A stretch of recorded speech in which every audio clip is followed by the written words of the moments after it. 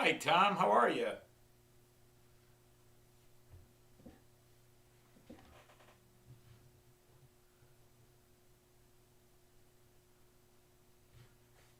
Hi, Colin. Nice to have you here.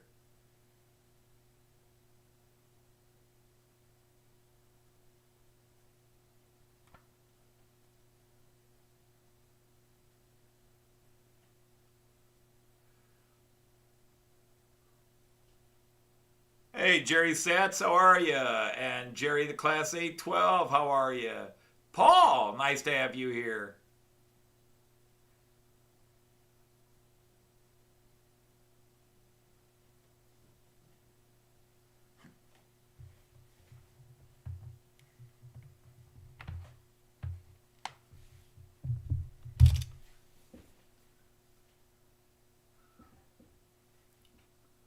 Hello, Chimera Wargaming. Good evening to you.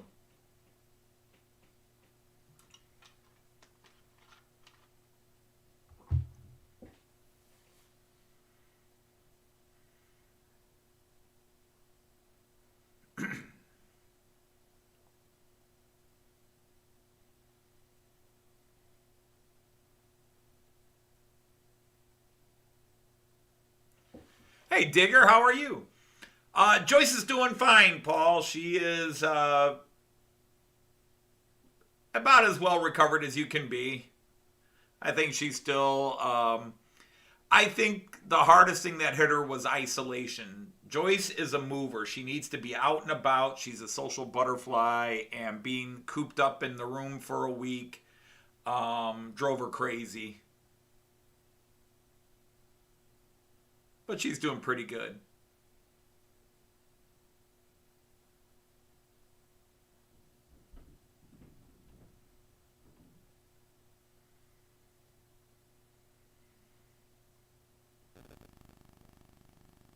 Hey, David Cook. How are you, sir? Nice to have you both here.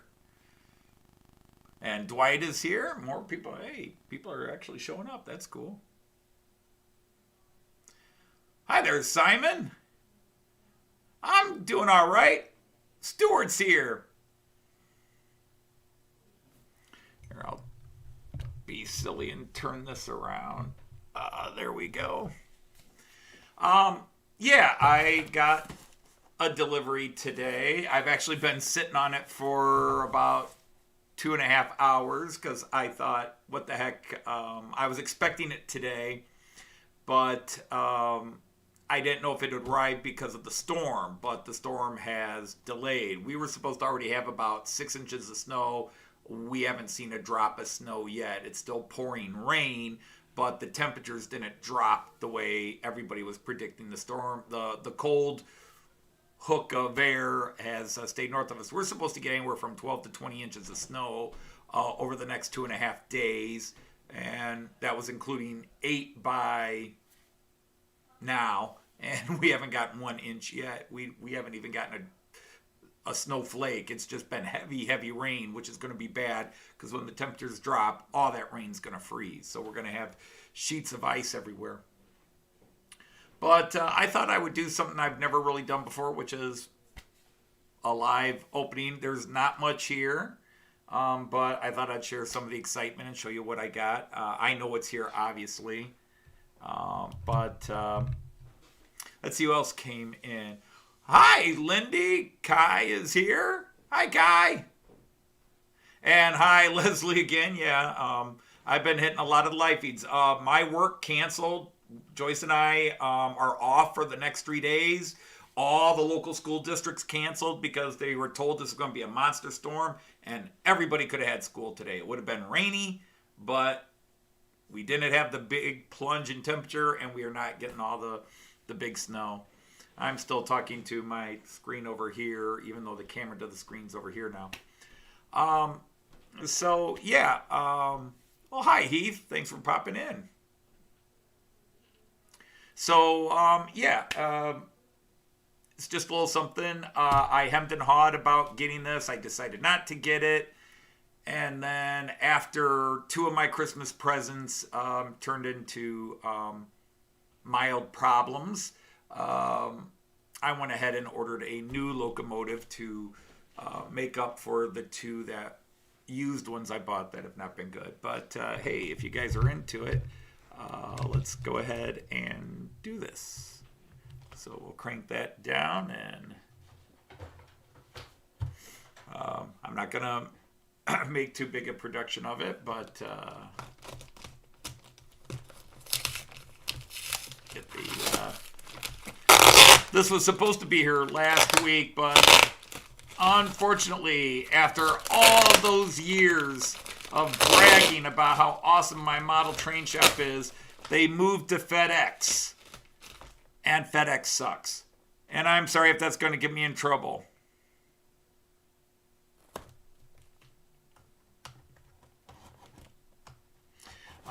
But FedEx sucks. I'm sorry. I have had maybe 10, 15 things I've ordered that have been delivered FedEx over the last couple years. And every single one, the package is damaged or the package is a lot later than it should have been. And now my stuff from Europe, which normally takes 3-4 days to get here, is taking 2 weeks because it sits in a FedEx repository for a week and a half while they twiddle their thumbs to decide whether to send it or not. But anyhow, so that's my FedEx rant. So let's flip it to the other side. And again, don't get too... I think it's going to be cool. I think you guys will like it when we get there. But standard, nice, wonderful packing.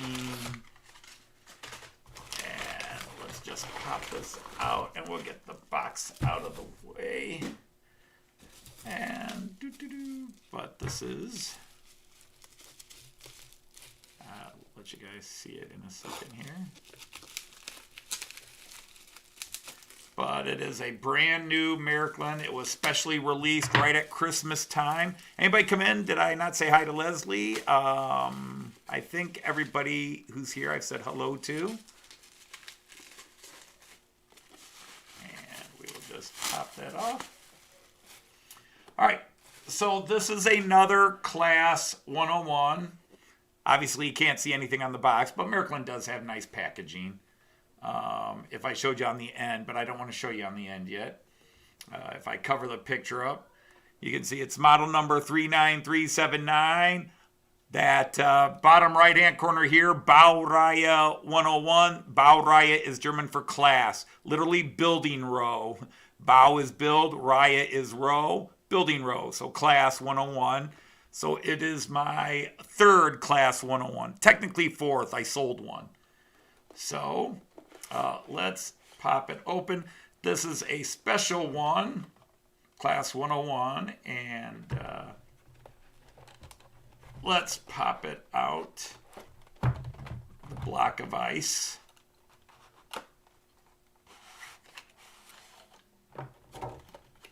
Okay. So I'm going to set this here. And now I'm going to delay the reveal just for a second. I'm going to move this camera back here because it'll be easier for me to do it this way than mess around the other way.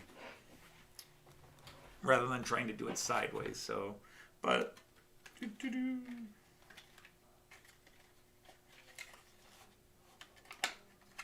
All right, so let's give you a reveal and a look-see at this. This is a model. It is celebrating the 50th anniversary of the German Railway Museum in the city of Nuremberg. Joyce and I went there in 2017. Yeah, 2017, the Deutsche Bahn Museum. And they had a big display here, but... this is the guy. I just kind of like the design on here. Hey, Jean Ricard, how are you? But it's a class 101. And I just like the design on it, and I broke down and got it.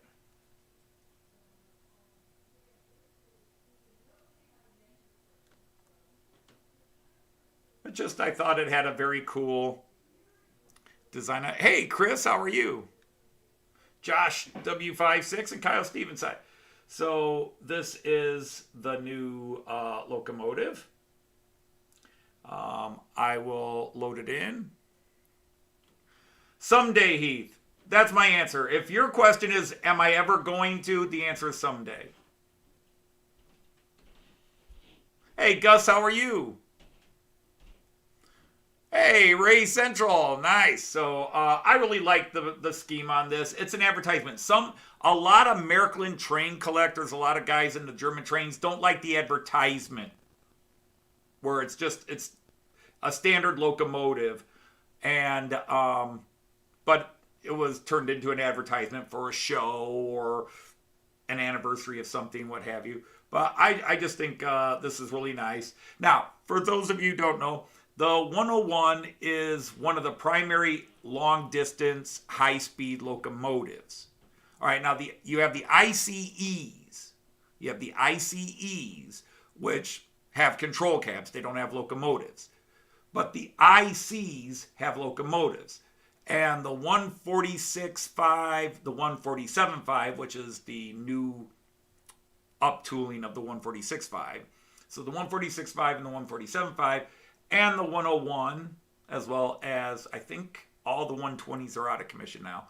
But the 101 pull the Eurocities through Germany. They pull the ICs, the inner cities. And so they pull a lot of the older stock, what am I trying to say? The older stock cars that are high-speed cars as opposed to the new ICEs. So, hey, Mark, how are you? Inked Rails, hello. Welcome in. Tim JD. There we are. We got Tim, Colin, and David here. So that's the new guy. What I want to do is I'm going to set it on the track over here. So bear with me a second. Let me turn the camera up. I'm going to set it down, and I'll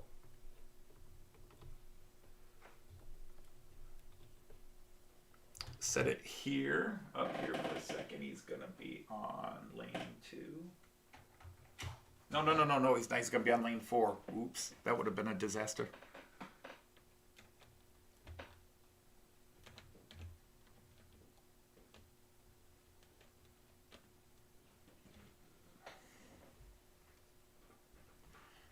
So let me do this real quick. Where are we at? Scene 1, scene 2.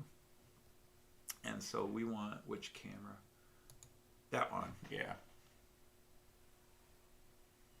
So I'm just going to set them like that for a minute. Hey, Berlin Stephen Price, how are you? And how do I want to set this up?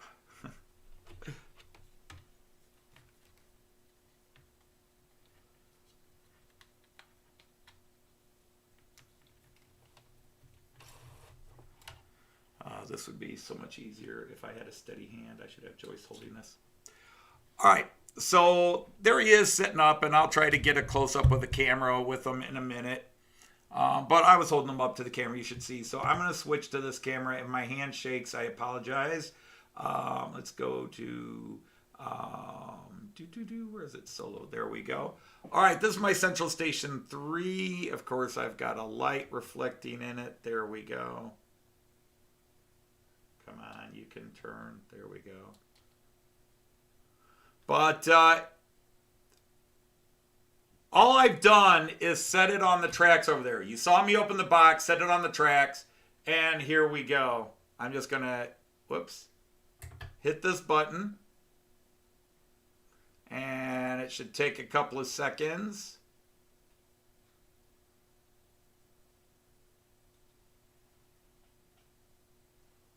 There it is. Sorry, it's in German.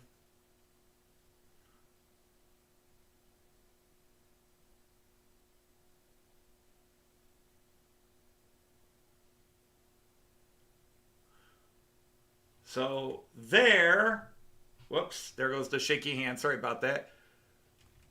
Let's put this back up. Sorry about that, everybody.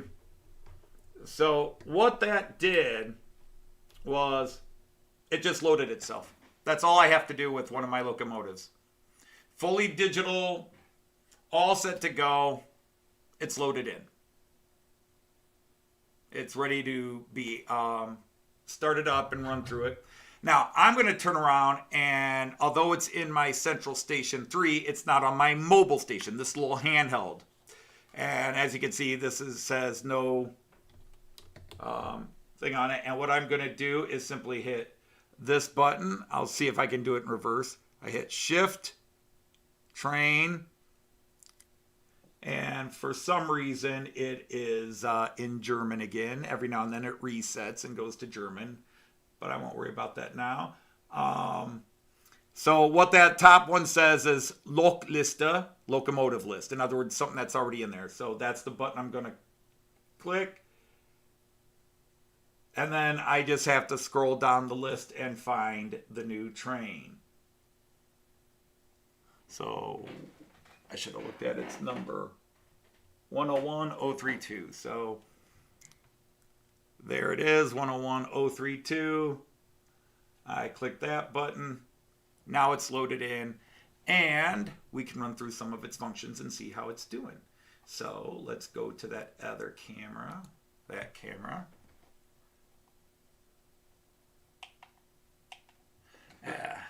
We got so much glare here. Let me turn out the overhead lights here.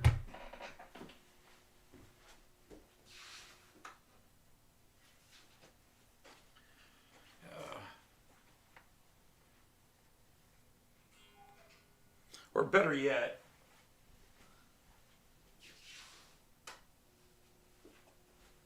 see, I've never done this before, so I'm not really doing it. Hey, Artie, how are you? I'm going to go ahead and back this guy up to a different camera where he'll show up a little better.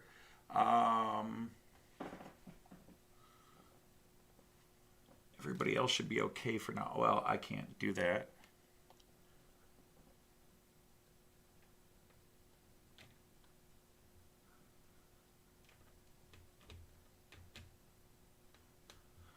I wonder if I could bring that camera over, but no. Yeah, too much glare. Well, I'm going to do an actual video later, but let's turn it off. Stop.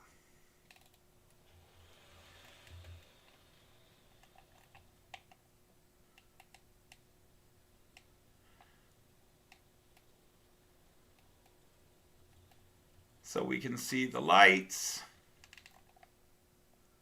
cab lights on and off.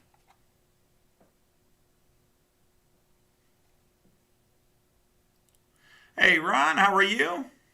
Hey, Erie Lackawanna Railroad fan. Nice to have you here. You need knighted. Is there anybody else not knighted? I now declare you a knight of the rhomboid table. So...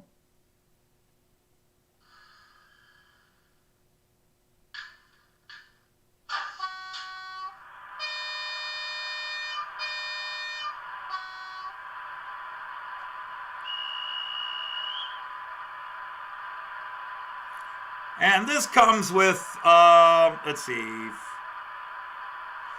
24 sound and light functions.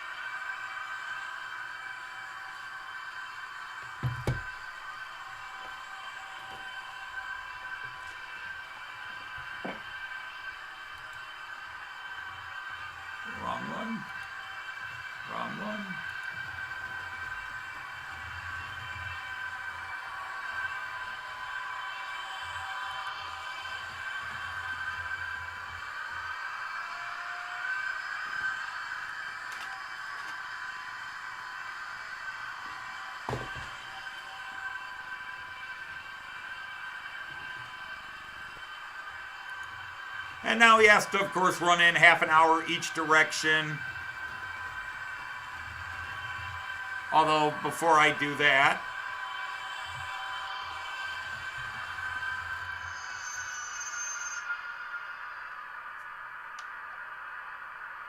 yeah, ink rails. I just did a video last week, so now it's out of date.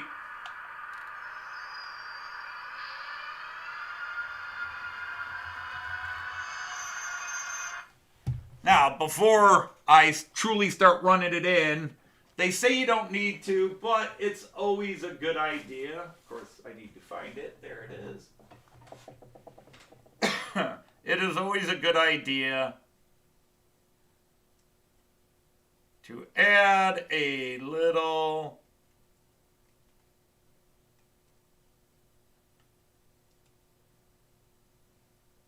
oil in the assigned places, which is what I'm doing. And then now they say they're usually ready to run out of it, but everybody tells me add just a little bit of oil before you start.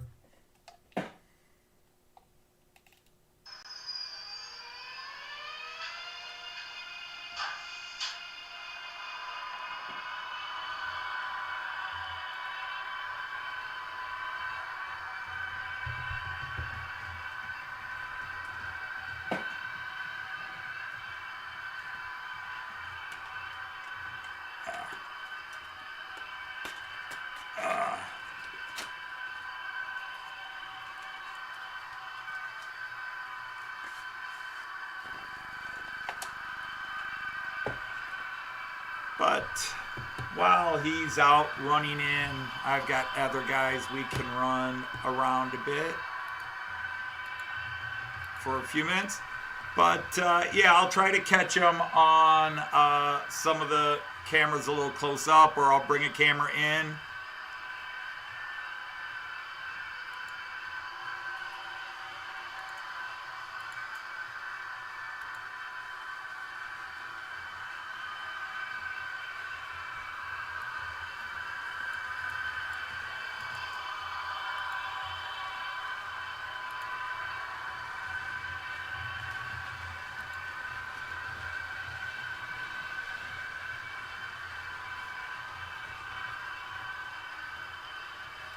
Hey, Lewis is here. Hi, Lewis. Ron, how are you? Good to have you. Anybody else I've missed?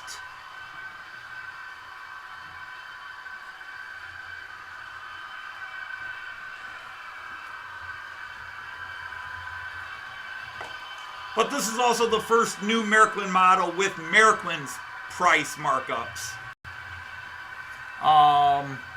Now, I still paid a lot less than manufactured retail price. Manufactured retail price is like $419, and I paid $275 for it.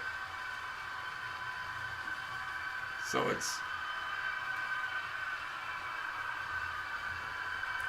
Let's see who else we can get going here. Now, which way did I want you to go? No, the other way. Come on.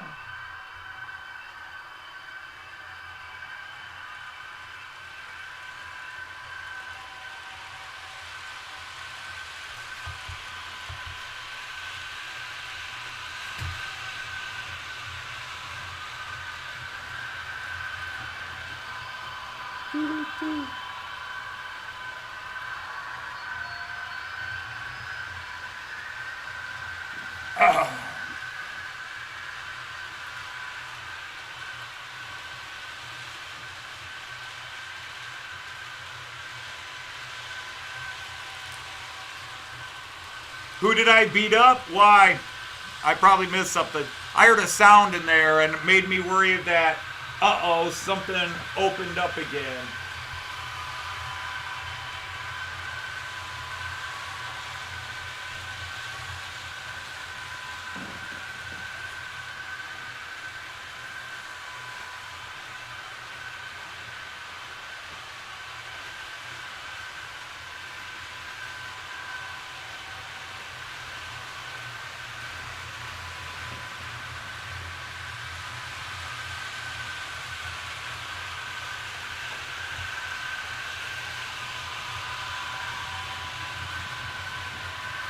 Hey, Flymo, how are you?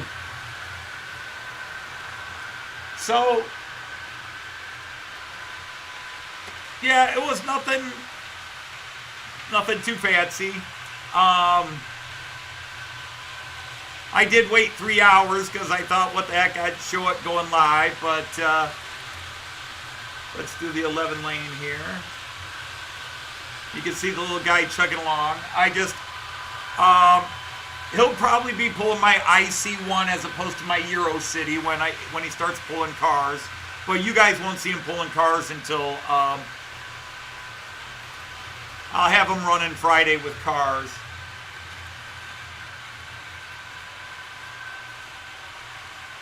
There he is.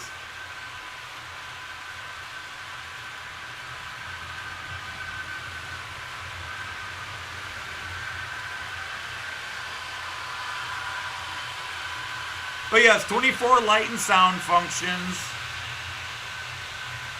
He's got the Miraklin MFX Plus decoder in it. So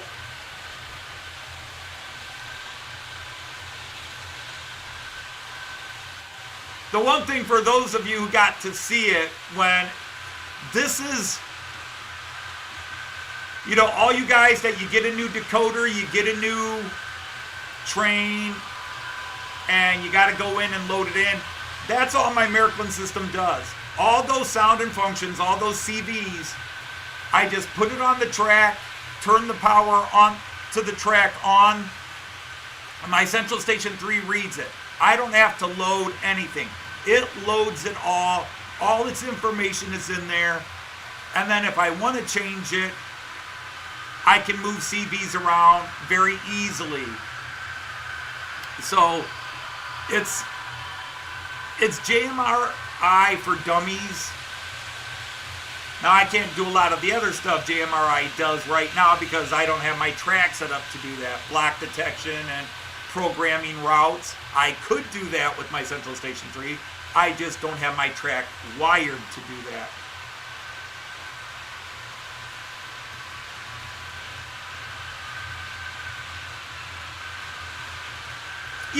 Yeah, Kyle, it really does.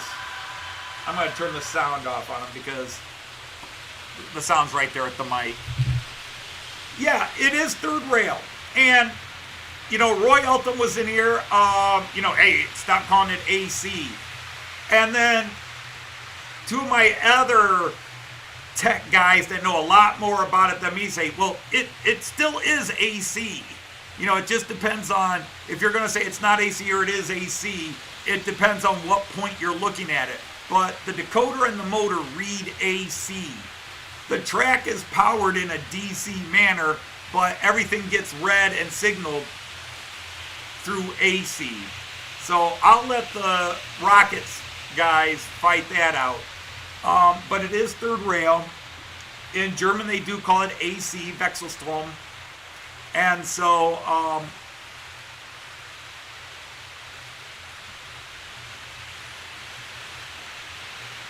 but yeah, it picks up its power through a third rail contact.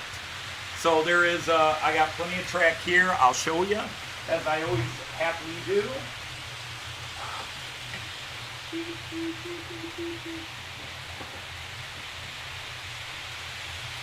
So, yeah, let's go here. Bam. So here's a piece of track, and you got your standard two rails, and then you have what look like nubs. Okay? Now, you think your old Lionel 3-rail where it was a actual continuous third rail. Well, Miraklin gets around that. The third rail is actually on the bottom. If I hold this up, you can see there's two plastic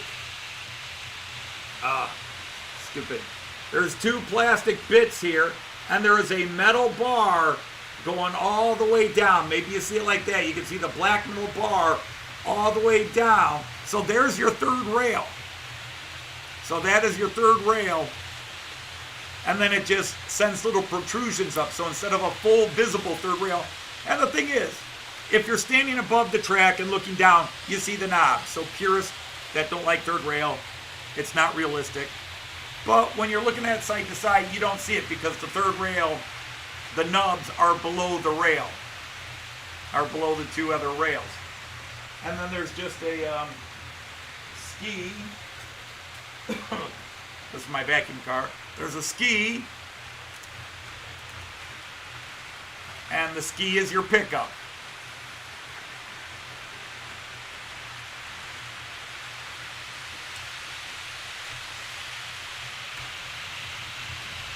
And then Miracle makes two kind of track. They make what's called K track. Now there's a third type of track out there, M track. If any of my Miracle purists are out there, I know about M track, but M track hasn't been made in 20, 30 years.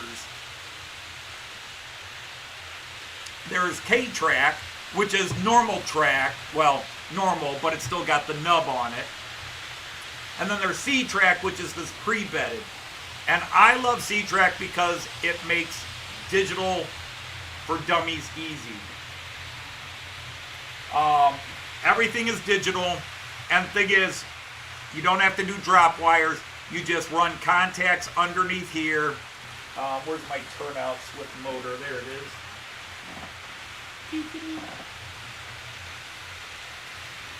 See, here's a standard turnout, and there's a little lever you would be pulling here if you wanted to change it manually.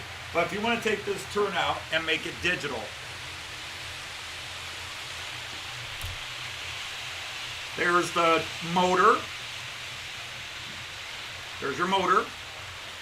There's your decoder. You set an address on the decoder, which you set right there. I'll push that up there. You can see it. This one's not set yet. But it's just a 10 pin, so you can go up to whatever. On-off switch. Actually, it's it's 10 pin. No, it's 11 pin because the 11th pin is AC or DC operation.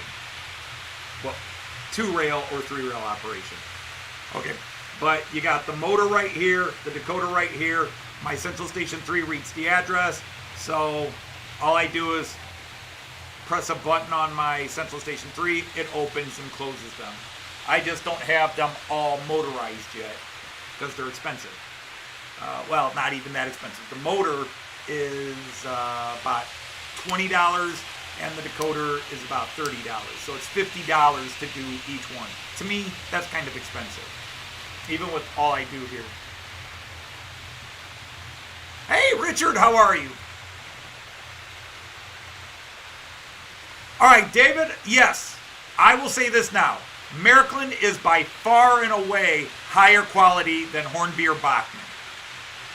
Now, if you take Hornby and Bachmann's new stuff, their high-end $300, $400 stuff, then it might be close to the lower-end Miraklin stuff.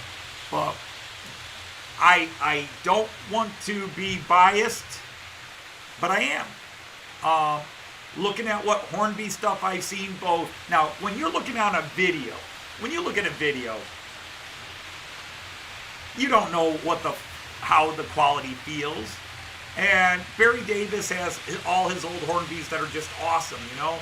But in terms of what's being made today, the UK stuff is not remotely in the same league as the European stuff.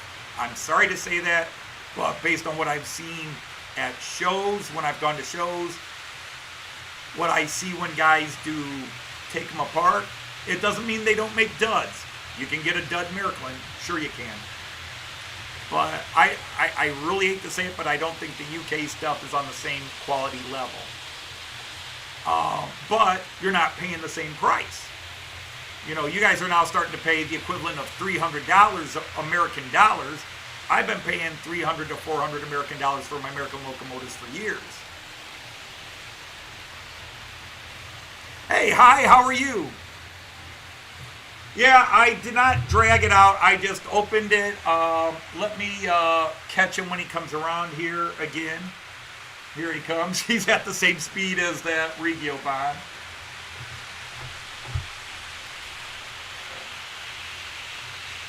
But this is my new Miraklin BR101. It's my Class 101 locomotive. I just picked them up. Just arrived today. I ordered them about a week and a half ago, so it took about 11 days to get it from Germany, but I'm used to it taking 3 or 4 days, but FedEx just sucks. I'm sorry, if anybody works with FedEx, my apologies, but FedEx sucks. It's just gorgeous. I'm going to do a Miracle Outsider run through of this close up, but I've never done an opening, and I mentioned doing it. A couple of people said, hey, sounds like a great idea. And so what the heck, I did a live on air opening. But I can show you a couple of things. I'm going to stop this because otherwise if I try to put this on, I can take it off without a problem. But if I go with old shaky hands, try to put it back on, I'll short out the track. Because I'll cross the third rail. 1, 2, 3, 4. Fourth, right there. Let's put you back on. Okay, everybody's good to go. You know what? I'm going to change your direction, dude. You go the other way.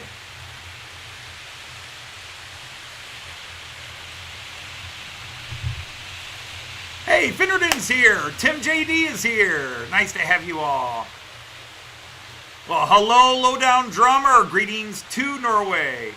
But yeah, the livery is an advertisement. Let's go to the multi-picture so you can actually see the trains.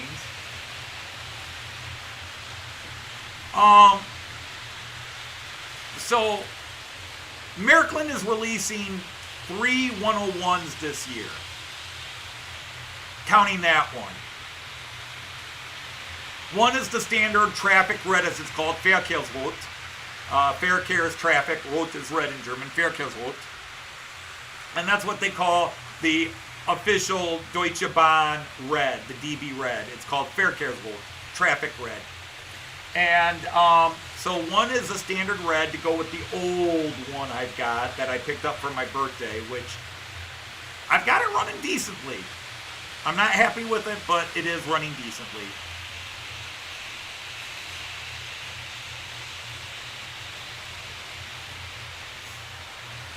So, let's see, you got your lights on? You got your lights on? You got your lights on? Everybody's good, okay. I'm running my ICE-2, my ICE-3, and my ICE-4 because I was in the ICE mood today. I was running them and decided what the heck. If I went live, I'd run some ICEs. So I'm running 2, 3, and 4. And then I'm running my new Hobby Trade Loco cars. You can see those below me here. But my 3 long tracks are my ICEs, 2, 3, and 4. ICE-1 is parked. Did Simon say, all right, good night, Simon. I know it's late over there. It's 10 p.m. going on the UK. For your birthday while I'm not home.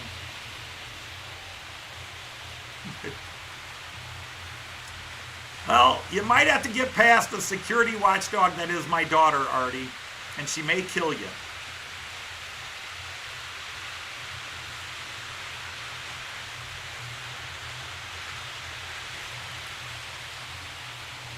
But let's see, what can I do here? Can I?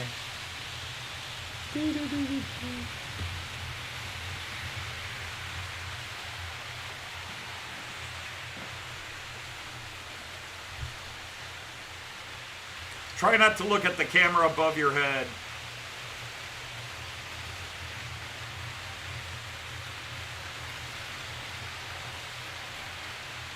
All right, can I do this? Will I be able to do this?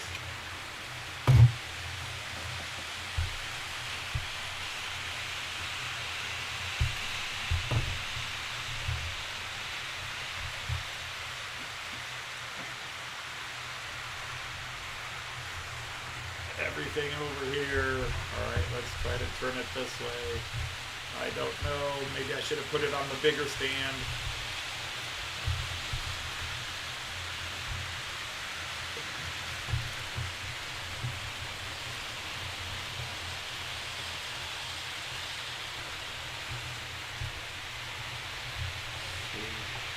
can't win.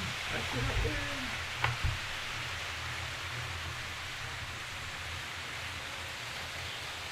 Okay, can I turn this just enough this way?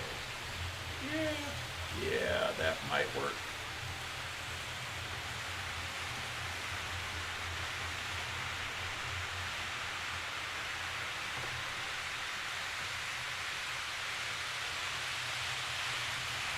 Okay.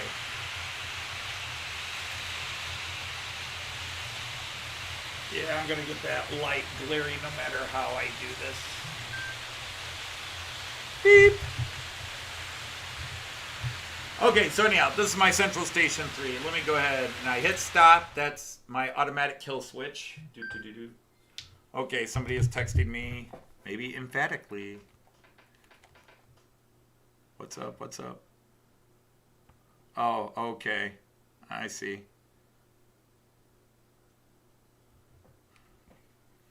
All right, shh, it is. I won't tell anybody.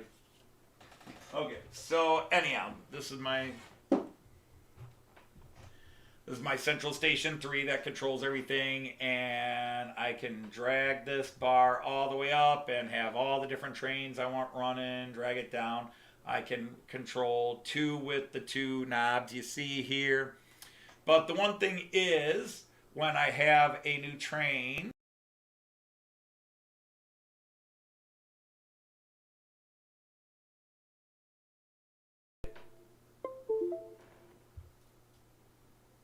why is the camera acting up? Whoops.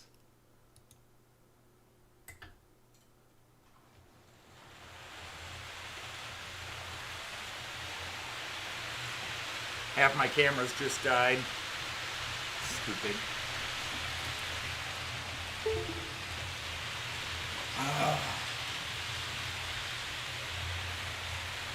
Apparently all my cameras just froze up again.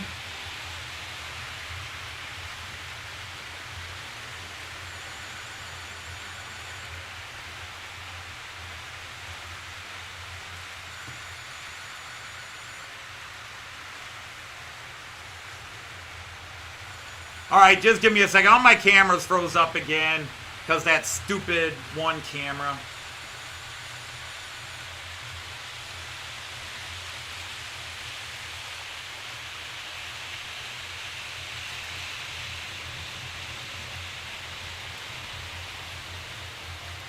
So just bear with me a couple of seconds while I sort everything out.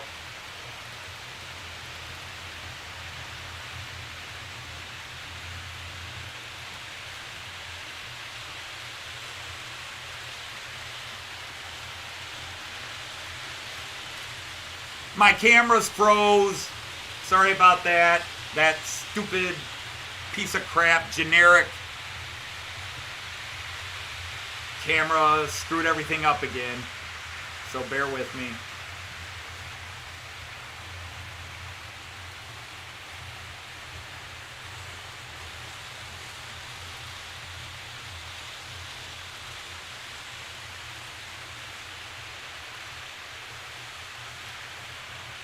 I was going to try to show you something cool with my Central Station 3, so that camera went nuts.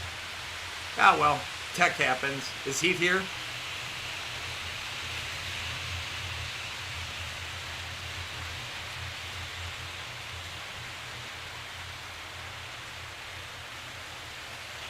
Yeah, I think Grab Cam is still frozen, so the C...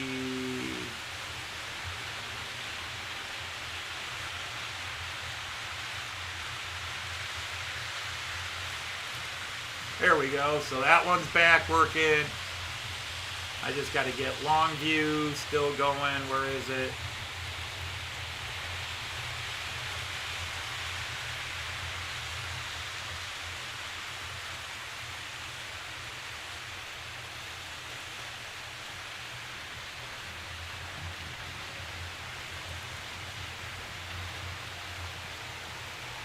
And 30 F.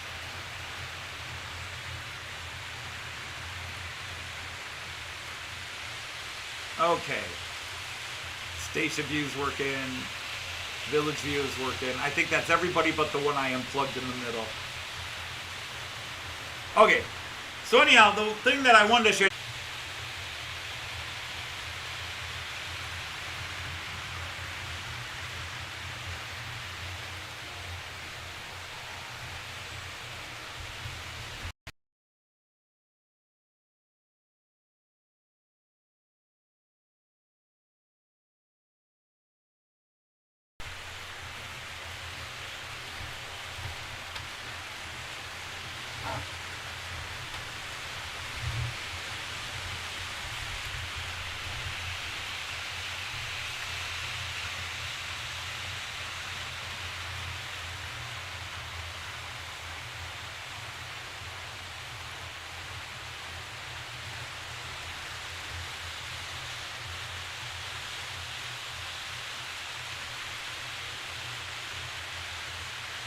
Am I coming through or did we lose everything?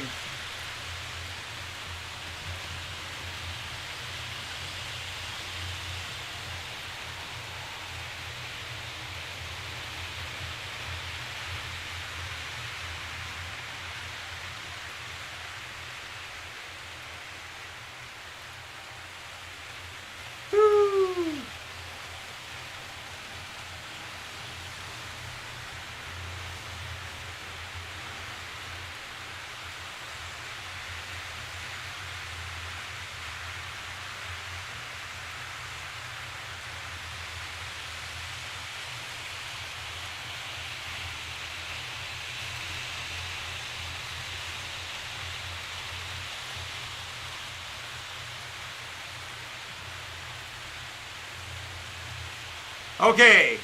Sorry, had a second crash. There's bugaboos in the system. I've got a camera. It's a 4K camera.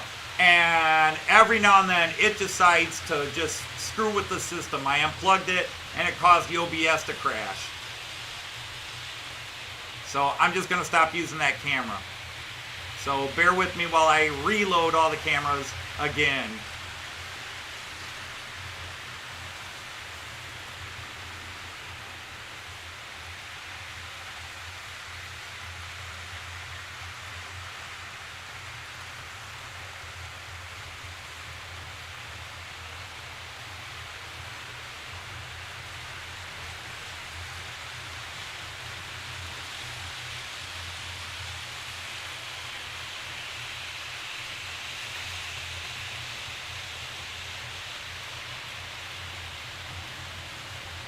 I'm going to have my son-in-law try to help me out with some of this, why this is really going crazy.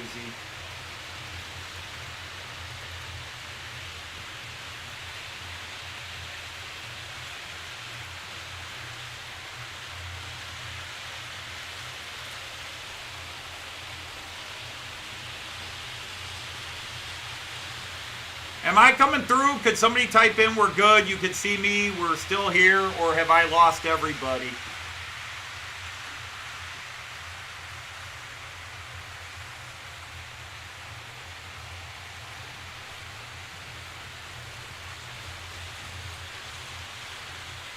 Yeah, I'm running 1080 and my computer usually handles it, but ever since I connected this camera, it's a generic 4K and it just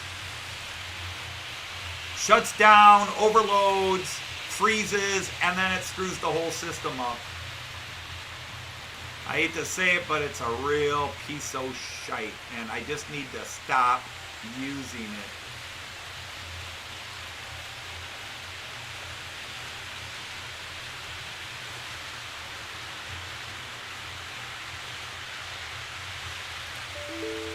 And now it's crashing again.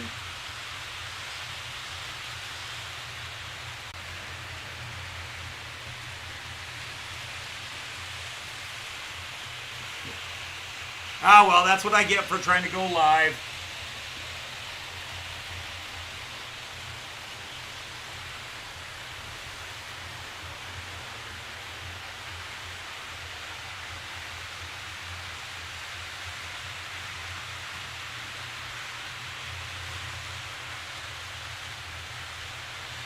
Yeah. It really screwed up my OBS, so I had to reboot all of OBS. Sorry about that. It's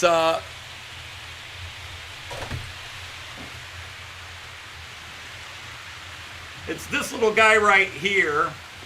This is the same one that Steve Childers advertised a few months ago on his channel, a cheap GoPro knockoff.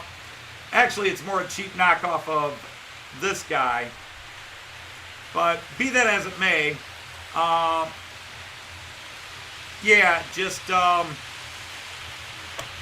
he's been nothing but problems. So I'm just going to replace it, get a non-4K, maybe get another one of these Nexigos because those seem to be pretty good.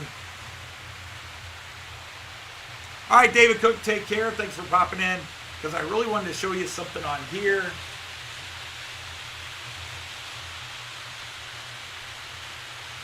Let's move the new train over here. Where is it?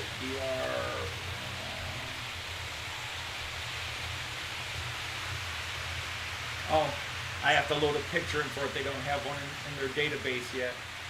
All right. So if I move that over there, then I can slide this all the way over. And then this is what these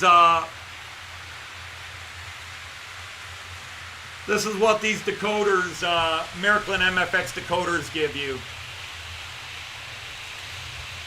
When I'm running, this is the 101 I'm running, but it gives you a, really, you're gonna do this to me?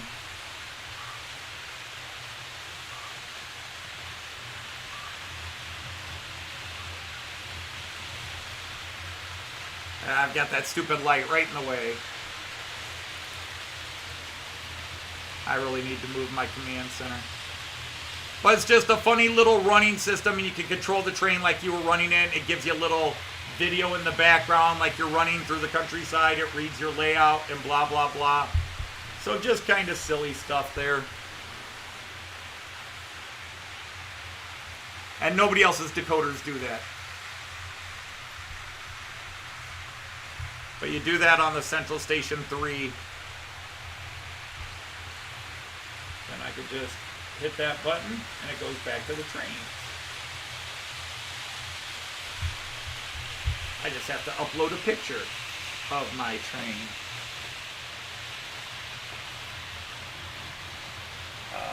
Come on.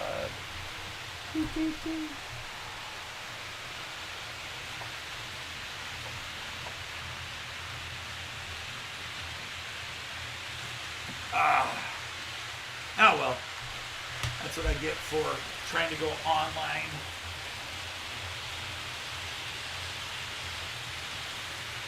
When it's not my turn.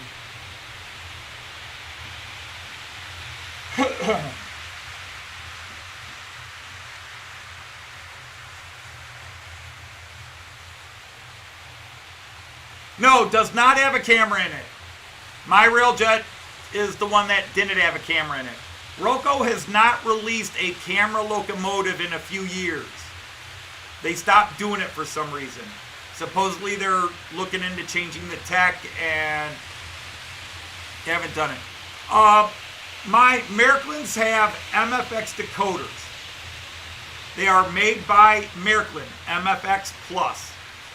And so Miraklin makes their own decoders. They were originally designed by the German company Lenz, L-E-N-Z, because Miraklin and Lenz work together.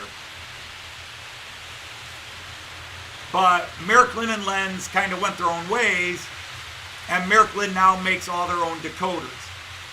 Are they the great decoders? No, I still think ESU and Zimos are probably rated much higher than Miraklin.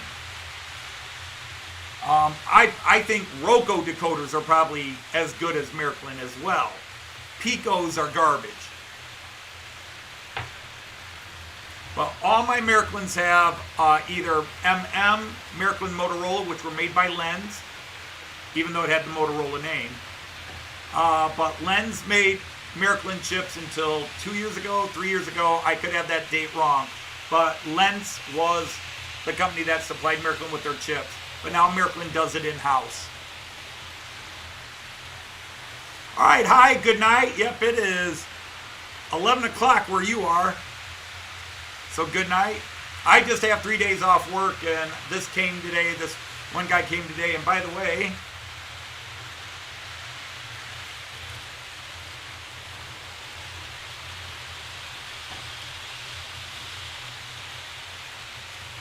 oh, that's right. I got to get him going again.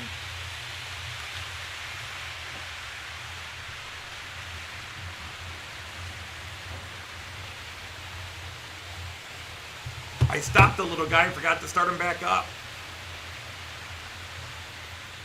Yeah, a dash cam would be great.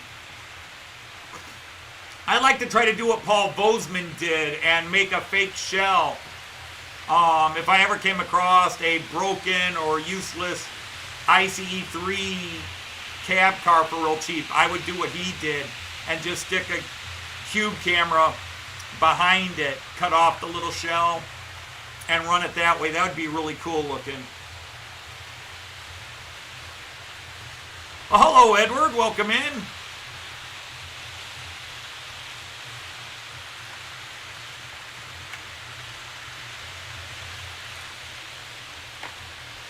Well, it looks like all the cameras are running again correctly, other than the guy I disconnected because he was a jerk of a camera.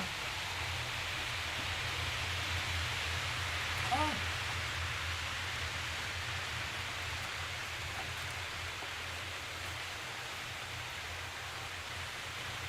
But yeah, I got a new locomotive in and was celebrating it. I mean, it's running great. There he is right there running by himself. He's still running in, so don't want him pulling cars yet.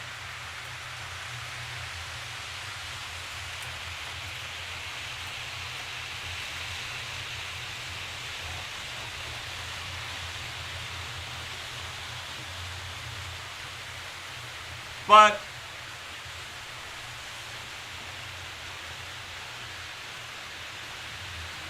I'm going to slow him down a lot, so next time he comes around real slow, I'll stop him in front of this camera, and you guys can take a look at him as he gets on the bend.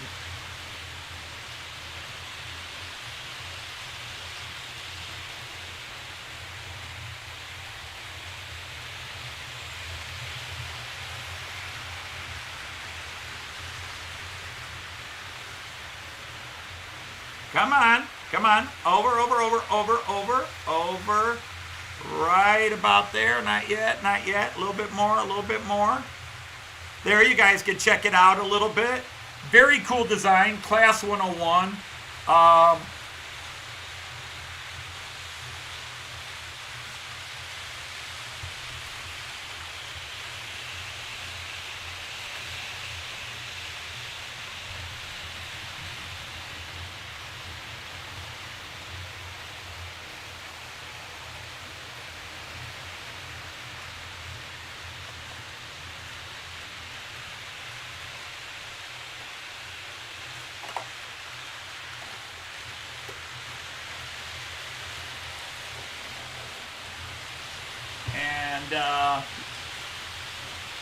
So that's him. That's the new guy right there. Let's get him rolling again.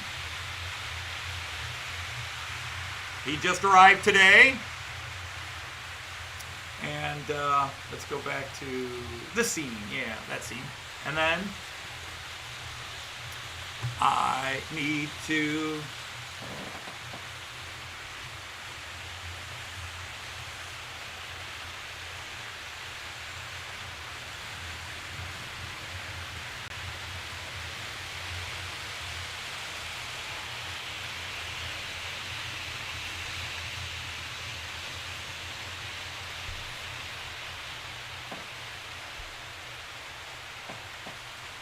Now, this is what? 39379.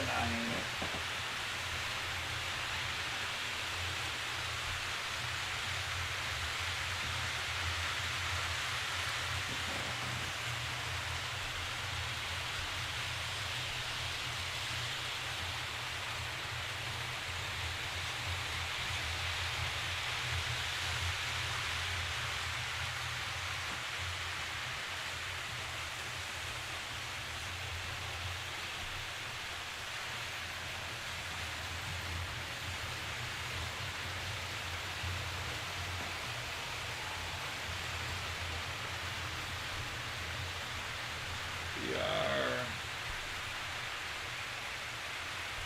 Come on. Okay.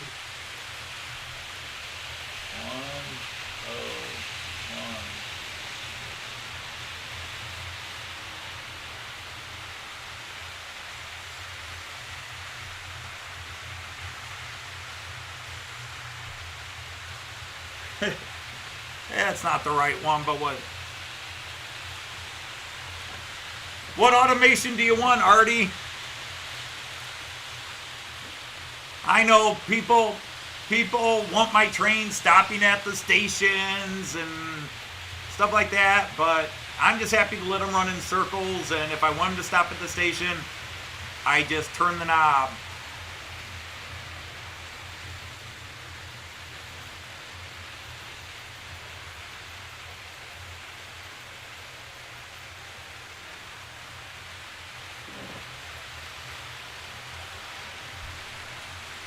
But I have to do something. I can either do it now or after the stream.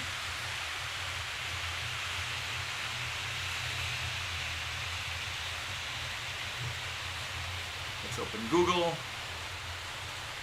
Great Googledy-moogledy. There's Google. And let's do Google Images.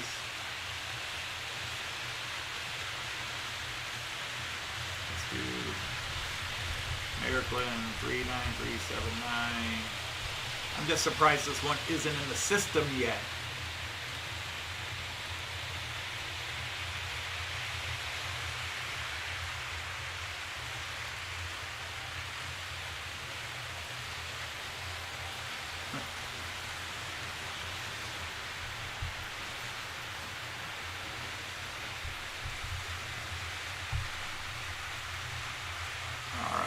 So let's close that one. We should be good. Logitech, if you can get them at a good price. Logitech are the best cameras when you want to do a multi-camera setup. After that, Nexigo, Nexigo, are very good for the multi-camera setup. Now, the thing is, half my problems are these generic cameras, because generic cameras create problems. But the other problem you'll have when you want to do multiple cameras on a layout is your CPU of your computer.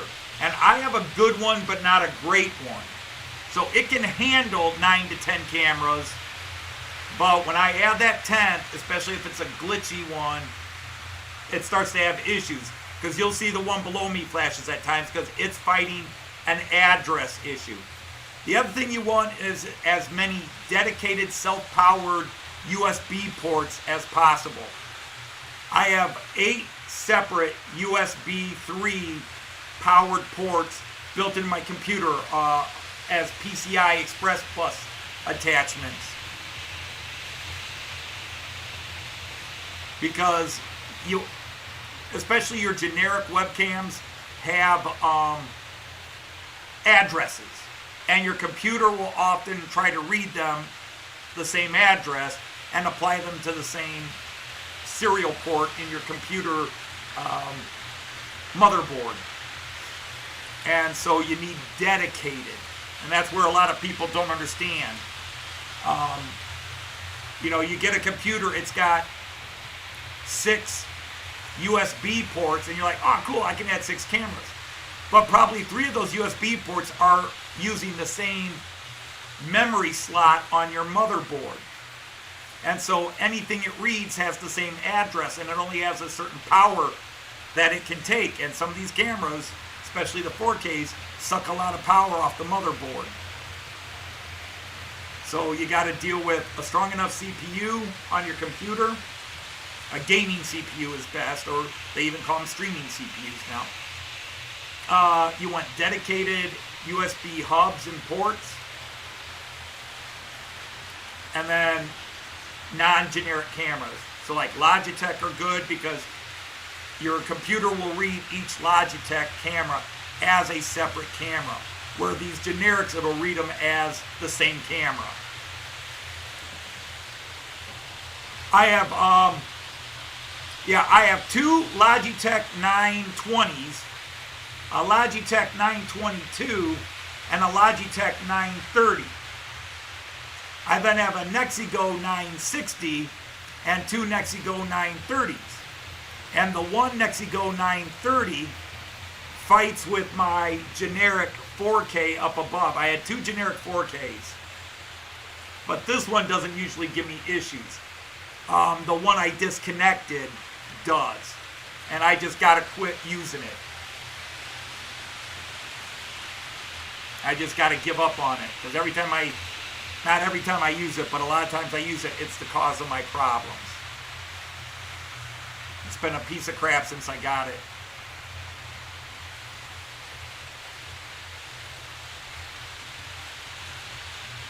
But then I also have a GoPro, which I can connect via Wi-Fi.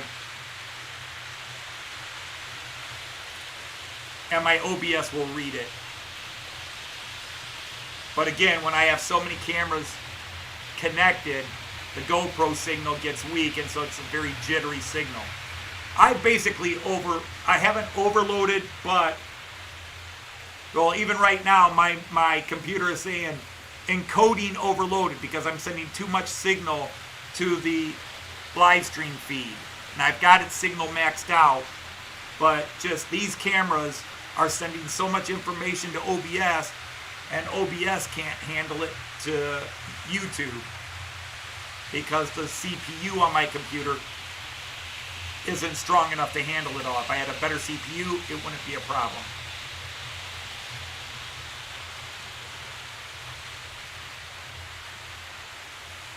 Hey Nancy, how are you? Welcome in. But anymore I tried to avoid the true generics. But I still have a couple generics that I use because they still work.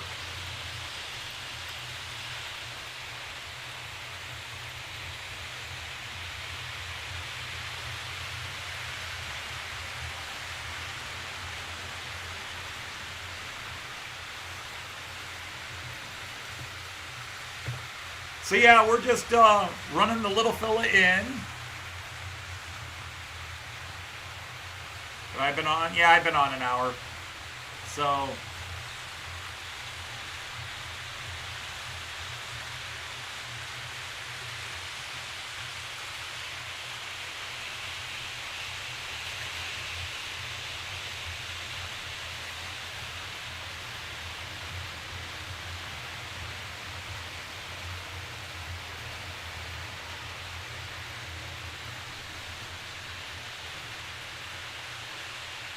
So yeah, this is the new guy right here that I've been running in, but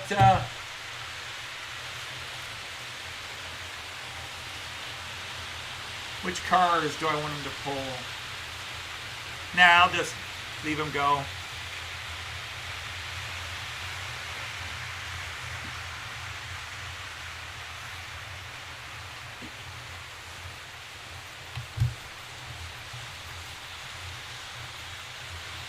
Send them the other way again. Yeah, Loco makes nice stuff, Artie. Without a doubt, Loco makes a lot of great stuff.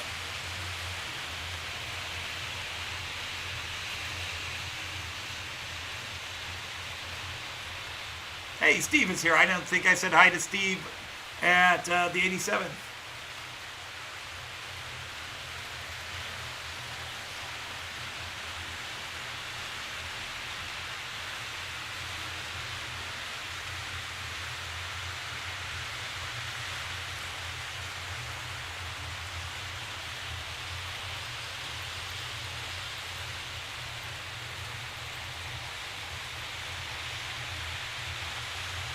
That's the IC3 going right past you now.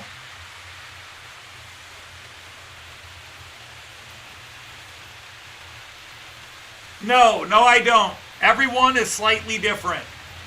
They all have the same color scheme because that's Germany's high-speed train symbol.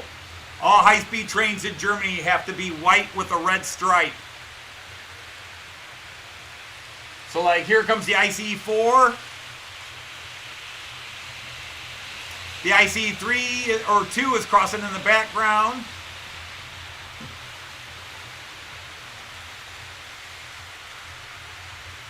They're all different.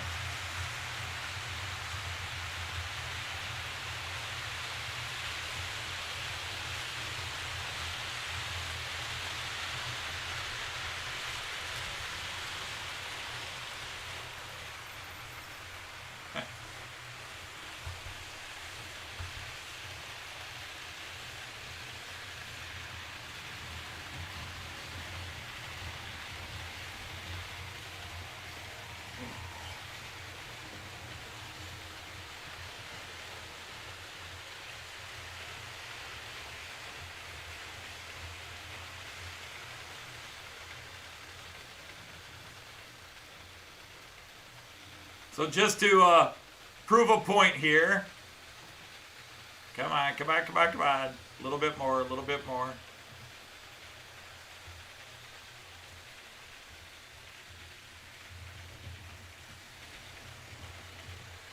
All right.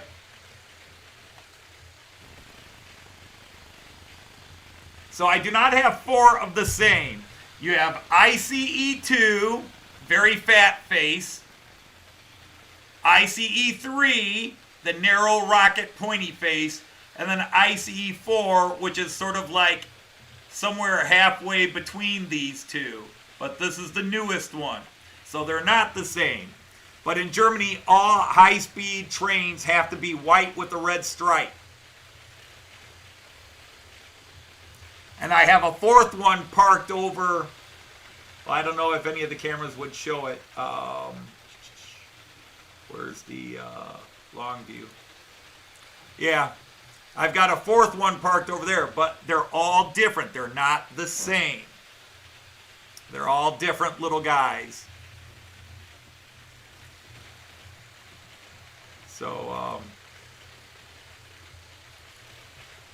then my red Rego bomb, which I now have 2 sets of Rego bombs, which is actually kind of cool when I think about it.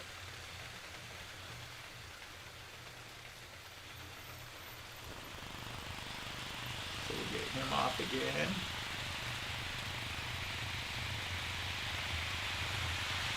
Him off again.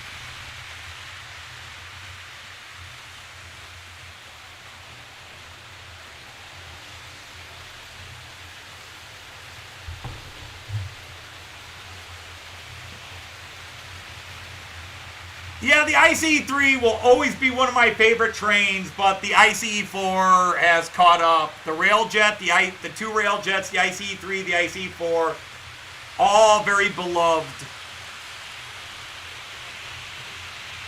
Hey, Model Trades. Yes, I am very fond of my new 101. It just came today, and I am enjoying it.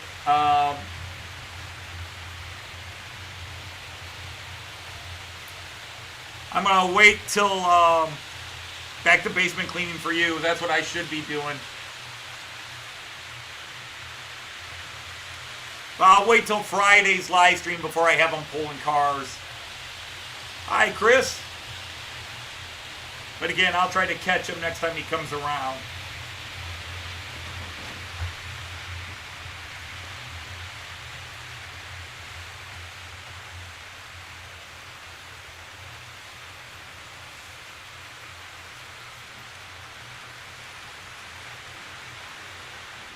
Whoops, I didn't mean to do that.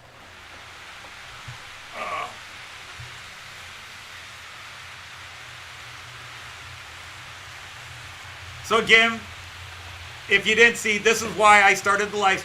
This arrived a little after noon today. This is a German class 101.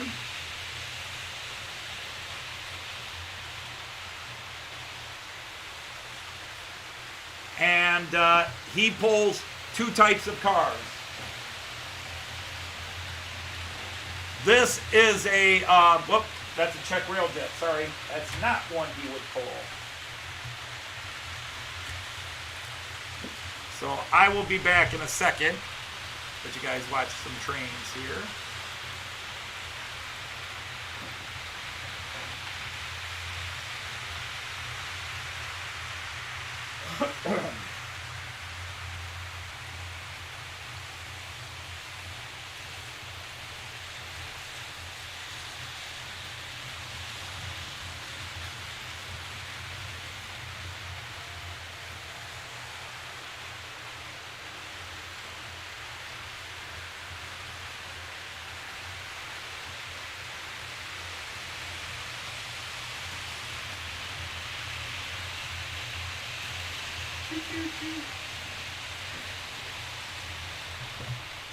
But,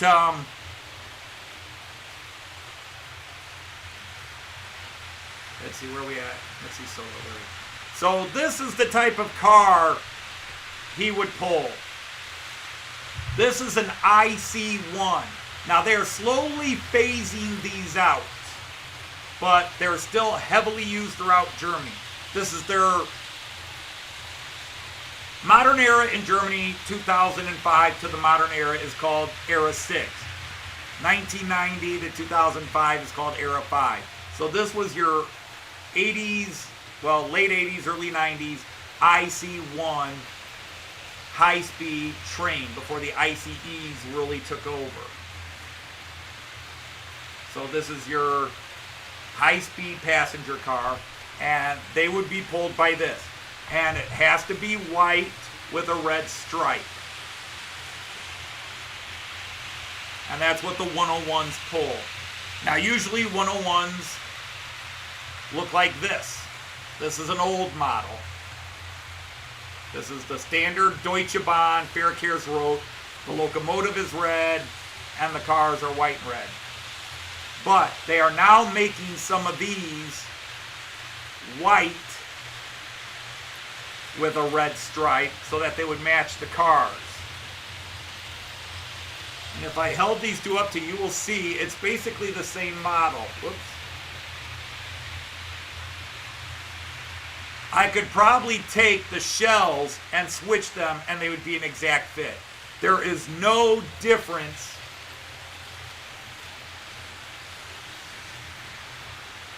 in these models.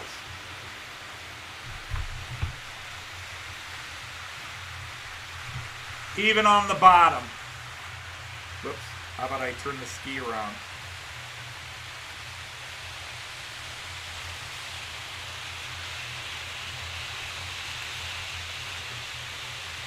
Basically the same model. This one's about 10 years old. This one's brand new. They just repaint the shells and they might upgrade some of the mechanics in that. But yeah, pretty much identical. Some subtle differences in the way the mechanics were put together. Different types of motors too. But, so this is a special paint job celebrating the Deutsche Bahn Museum, the German, you know, like in York, in the United Kingdom, there is the York National Railway Museum. Deutsche Bahn's official museum is in Nuremberg. So this is celebrating the designs, the different paint schemes, going from very bland looking trains to very painted, eye-catching liveries. And so they were having a, actually it's still going on, the dates are here. October 1st to June 12th, October 1st of last year to June 12th of this year, celebrating the new liveries and the paint jobs and the fancy advertisement locomotives they're doing. So they made this one to celebrate Design und Bahn, you know, design and trains. So just how trains are becoming more colorful and blah, blah, blah. Okay, and again, I have to stop it. I don't have to stop it to pull them off, but I have to stop it to put them on.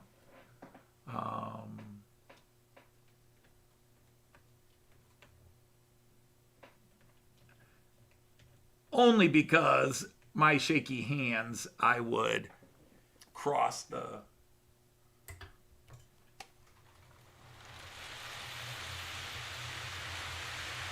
Okay. So But in Germany, the federal government owns the railways. The federal government owns all the track. And they control all high-speed traffic. So high-speed traffic is federal government run only, and it's white with red stripes. Government-owned commuter local traffic are red with white or yellow stripes depending on class. So like my little double-decker over there, that's government-owned. And then the private companies can be whatever color they want to be. So you'll get greens and blues and like my little diesel guy. Let's go to the 11 lane. You can see him real fast. That little diesel guy in the back is a private commuter company that's called Nordwestbahn. And so the private companies run regional traffic. Like Nordwestbahn is the town of Osnabrück in the south to Bremen to Oldenburg. So Bremen, Oldenburg, Osnabrück, that little triangle area. That's what Nordwestbahn runs. And Delmenhorst is in the middle of my city that I'm modeling. Delmenhorst is in the middle of Bremen and Oldenburg. So Nordwestbahn will go, but always stop at Delmenhorst on the way to Oldenburg or on the way to Bremen. Hey, Thomas is here. Hi, Thomas. St. Peter's, that's Thomas, if you didn't know. Somerset Andy came in. Hi, Somerset Andy. I hope you're well. As you can hear, I don't have a lot of voice. I don't have COVID, but I have just had no voice for the last few days. Fortunately, they shut down the schools because of weather for the next 3 days, so I don't have to go in and use my voice to teach.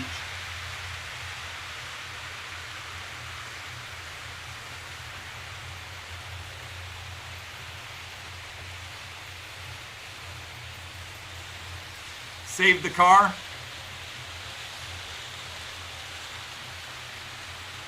Sebastian, I am American, but 3 of my 4 grandparents were born in Germany, and between the years 2003 and 2016, I ran an exchange program to Germany. I speak fluent German. I have traveled extensively in Germany over the last 20 years, since 2003. My first trip to Germany was 2003, and I went every year except for 1 year, but then I went twice in 2004, so it works. Every year from 2003 to 2019. The only year I didn't go was 2018.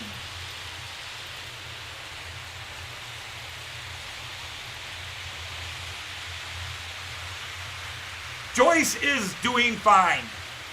Joyce is fine. She's probably not 100% in terms of her energy levels, but she's fine. Oh, yeah, this guy wanting to, yeah.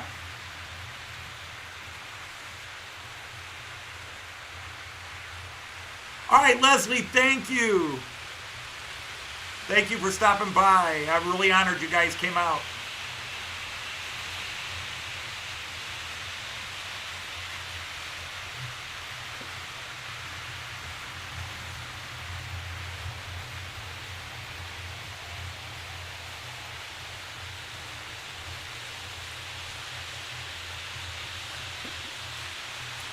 But, so I know the German rail system pretty good.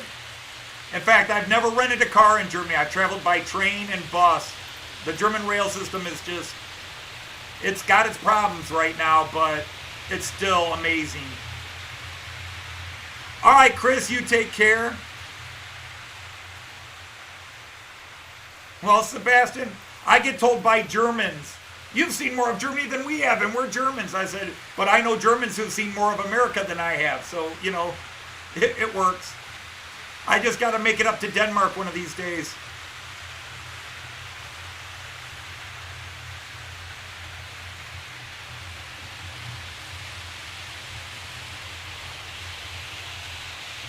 The closest I've been to Denmark is Flensburg in Germany.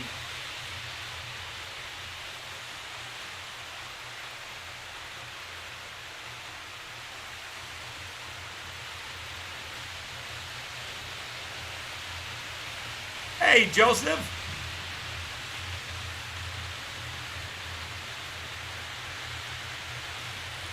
German and Dutch are close, but not necessarily mutually intelligible. I can read Dutch, and I can say a few things in Dutch, but when I hear somebody speaking Dutch, I have trouble.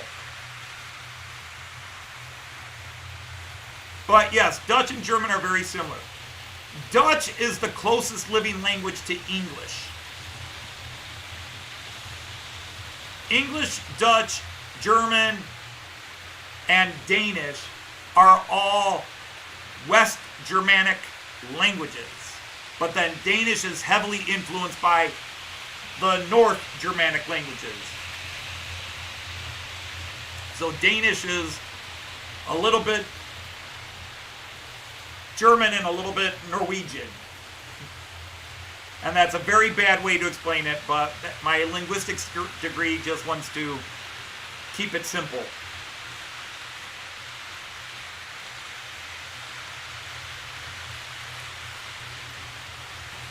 All right, Andy, take care.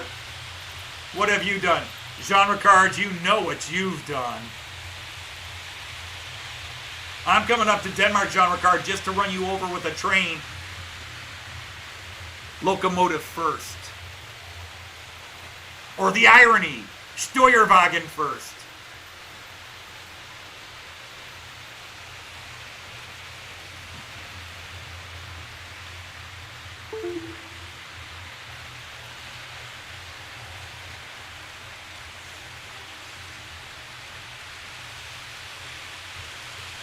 But my school had an exchange program with a school in the city of Delmenhorst, which is near Bremen.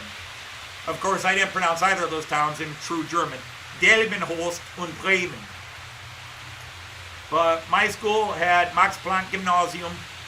We had an exchange program with Max Planck Gymnasium in Delmenhorst. And we did that from 2003 to 2016.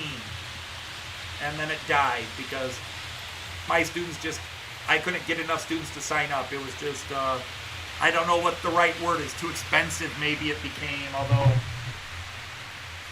although I had plenty of families who said, yeah, we'll send our kid, but we're not hosting anybody. I said, that's why it's cheap, is they host you, you host them, because my kids would live for, my students would live for 3.5 weeks in Germany with a family. 3.5 weeks. So room and board was free. All they had to do was go to the school and attend a bunch of cultural things that we were part of. And then they had to let the German kids stay with them for a couple of weeks. And that was the deal. And the only thing they had to pay was the airfare. And then the cost of getting their passport and spending money. But everything else was paid for by fundraising I did, grants I got. So my students would get 3.5 weeks in Germany, and all they had to do was let another kid live with them for 2.5 weeks. About 16, 17 days. That's all they had to do. And then everything we did in Germany. 3 days in Berlin, free. Field trips to cities like Goslar and Osnabrück, Hamburg, all free. Going into all the museums we went into, free. All right, Fly Mode, take care. Sebastian, great question, and the answer is yes. I fell in love with the German train system.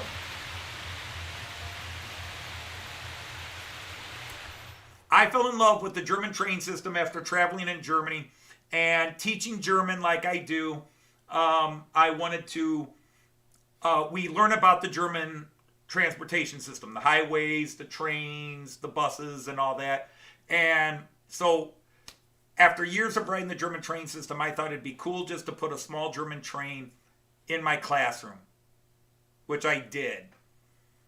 But the thing is, the first one I bought was a Märklin ICE 3, Joyce, my wife, decided that was really too nice a model set to leave in the classroom and risk the kids messing up. So I bought an El Cheapo for the classroom and brought the Miracle home and played with it, and I just got addicted to it. That was 2015 was when I bought my first train, and I just and at that time I'd already been going to Germany 12, 13 years, and I just fell in love with the trains, and then playing with, and it was digital. I got the mobile station 2. It was a Miracle. It had, lights and sounds, all these different functions, which trains didn't have when I was a little kid. And I didn't get into trains as a kid. My dad bought me one set. I played with it for about a year, rarely. And then it went to a toy chest and I ignored it. It was boring. It went in a circle and did nothing. Now, my trains go in a big circle, but they do all kinds of things, and they look cool doing it. I had no connection to rails. So, yes, my love of model trains is a new one. It's a new passion, and it came from traveling in Germany. Hey, Gage, how are you, sir? All right, Richard, good night. All the Brits are going to bed. The Europeans really should be in bed because it's almost midnight over there. I probably should be getting off and taking care of dinner because I'm still cooking. But thank you all for popping in. I hope you enjoyed my little bit there. But yeah, going to Germany is like going home to me. Every time I've been to Germany, it's harder to leave. And I know that makes my American fans unhappy. America, love it or leave it. But I'm like, there's just something about Germany, guys. But 3 of my 4 grandparents were born in Germany and emigrated to the United States a long time ago. My grandma Dodge was born in Stettin, which is now Szczecin, Poland. But it was Stettin. Is that Pomerania or Mecklenburg up there? Or was it? I think it was Pomerania. But she was Prussian. Her name was Bulgata. Gitana Bulgata. She was born in Stettin in 1894, and came to America in 1901. Yeah, spaghetti on toast. And then my mom's parents were both born in Germany and came over when they were tiny. They were born in the early 1900s and came over when they were like 2 or 3 years old. And then the German connections aren't done. My dad's older brother was a bomber pilot and then was stationed in Berlin after the war. He flew bombers over Germany and then was stationed in Berlin after the war, and he did the Berlin airlift. He stayed in Germany for like 4 or 5 years after the war, and he did the Berlin airlift.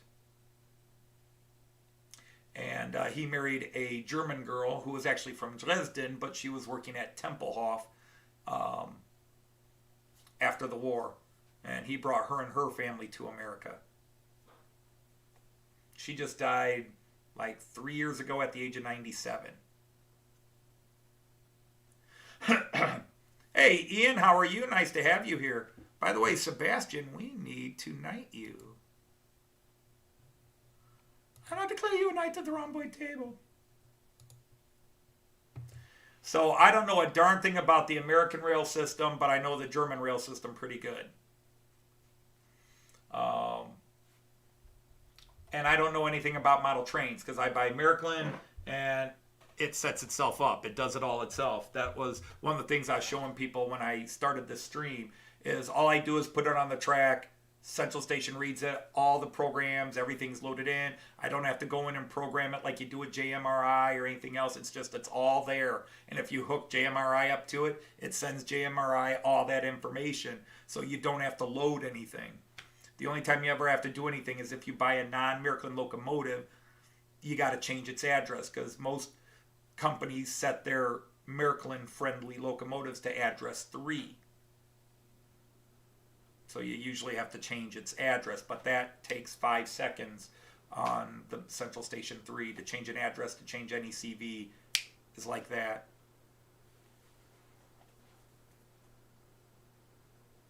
But yeah, I mean, the thing is, getting into the German trains in reality got me into trains, and I love riding by train. I used to love driving. I've driven across the United States back and forth, and I used to love it. But now I can't stand being on the highway because of too many idiots. But oh my goodness, on a train, just sit back, watch the world go by. No stress, no sitting in the wheel. If you got to go to the bathroom, you don't have to stop. And the worst you have to do is put up with somebody being kind of loud or some teenagers being obnoxious now and then. But when you're driving your family around, you're doing that anyhow. I love riding trains in Germany. Joyce and I love, we've never rented a car. I mentioned that. We've never rented a car. Joyce and I have always traveled by train. It's easy to get tickets. It's easy to figure out how to go places. So we love riding trains, and that is where the love comes from. But yeah, I'm into German trains. I look at American trains and UK trains, and I go, oh, that's really cool. I love that livery. But I'm modeling Delmenhorst, Germany. I don't really have a great view of it, but if you Google the city of Delmenhorst, and I could put its name here, that's the city I did my, let's go, where is Village View? This is me slowly building the city of Delmenhorst, although half these buildings need to be replaced, but I just got them built. But that is the bus station and the train station. That is a 100% scale and accurate version of Delmenhorst. There's the station view. This is a 100% scale accurate with one exception. Platform 2 and 3, which is the one on the left as you're looking at it, needs to be 4 feet longer. But the actual where people stand is accurate. But there's a lot more to it. It's a very long platform. But I couldn't fit it in the space I had.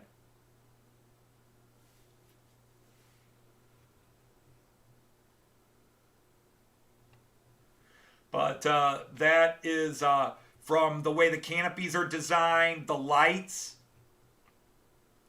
I don't have a great way of doing a close-up view, but the station and everything in front of it, that is 100% accurate to Delmenhorst in the year 2017. And the only reason I say up to 2017 is there was a store that was on this side of the, I can't show you a cursor or anything, but if you look at the station, there was a store on the left-hand side of the entrance that went out of business in 2018, Mona's Goods, and I built Mona's shop in there. So the shop's inside and out, the layer, everything in it is exactly to scale of the Delmenhorst station. That is my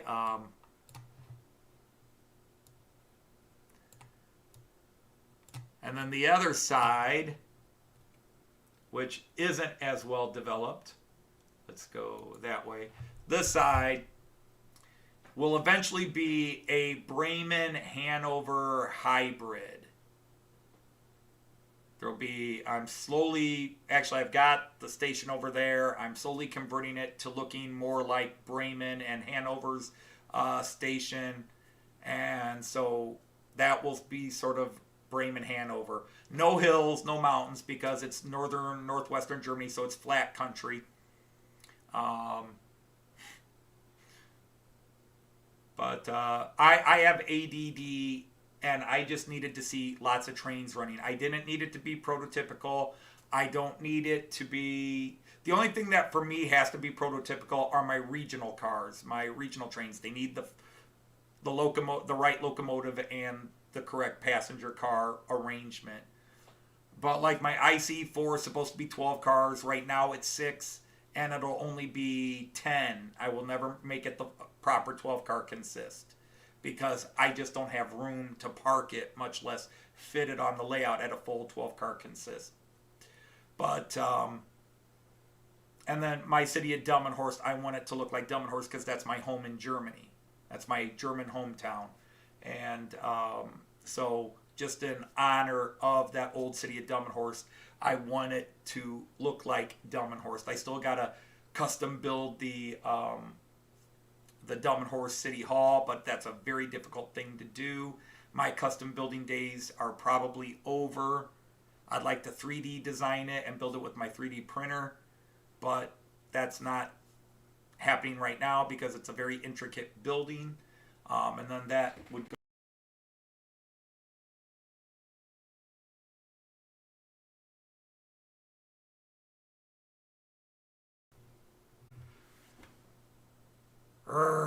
I don't know what's going on. It might be the storm. I should have thought of that. We have an ice storm and a blizzard starting. Maybe the storm is messing with my power. Maybe that's it. Maybe I was blaming that camera, but this time the camera was disconnected, and that's the third time my OBS has crashed today.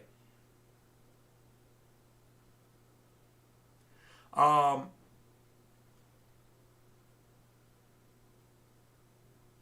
what do you mean I have add to? ADHD too. Yeah, I have ADD too. There you go. Yeah. Um, Ian, I have ADD and manic depression. I don't take any medicine for the depression, but I have ADD. I have manic depression, um, which has been a ongoing battle my entire life. Um, it comes from situations in my family, growing up in my family. Um, I tried to kill myself at the age of 17. I failed, luckily. And But it's been a battle I've had to fight, which is, I've got a lot of friends in the railway community that have talked about their depressions and their bits. And, a lot of people see me with Joyce and they see my trains. And, I've got every reason in the world to be happy. I've got 3 awesome kids. I've got a grandson. I'm about to retire from a job I've loved doing for 36 years. But anybody who knows, when you suffer from manic depression, it doesn't matter if everything's going right. The bad chemistry in your brain, whatever causes it, the chemical imbalance, the psychological traumas you had as a kid, whatever it is, whatever triggers that depression, doesn't those positives don't matter when the depression kicks in. It doesn't matter how many things you've won. It doesn't matter how many Super Bowls you've won. It doesn't matter how awesome your wife is. It sounds terrible to say that, but if you have depression, you understand it. All you know is at that moment, life sucks and you can't stand it. And it's been an ongoing fight because I got so many people, man, you've had a great life. And I was like, yeah, I really have. But it doesn't mean when the depression kicks in that I'm not dealing massively with my depressions. It's just one of those crazy things. You deal with it. And so no matter how lucky you've been in life, when you're, whatever causes your depression, you could have this little bad and all this good, and this is all you see. This little bit blocks all that when you're depressed. Now, fortunately, I've learned to fight it. I've learned to see when it's coming on. Sometimes I'll just be in a bad mood, but I've also learned what things help it. Joyce is just amazing.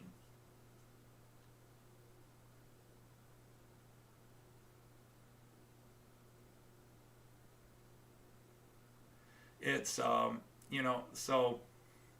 all of us that suffer through it now. And there's no one magic pill. Literally, there's no magic pill. And there's no, people like, oh, you just need to think of something happier. You need to. None of that works. The only thing that works is your ability to fight it. The only thing that works is you finding a way to fight it, whatever that way is. And it's not the same way for every person. Everybody has, either they don't cope or you find something you can cope with. I have been lucky that I have had some things I've learned that I can cope with, but it doesn't mean they'll help anybody else. I find just hanging out, talking to people, and being silly.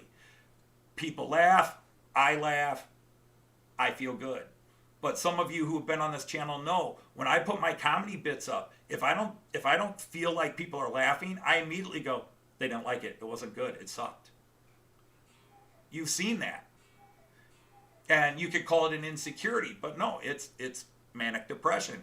Manic depression can cause insecurities.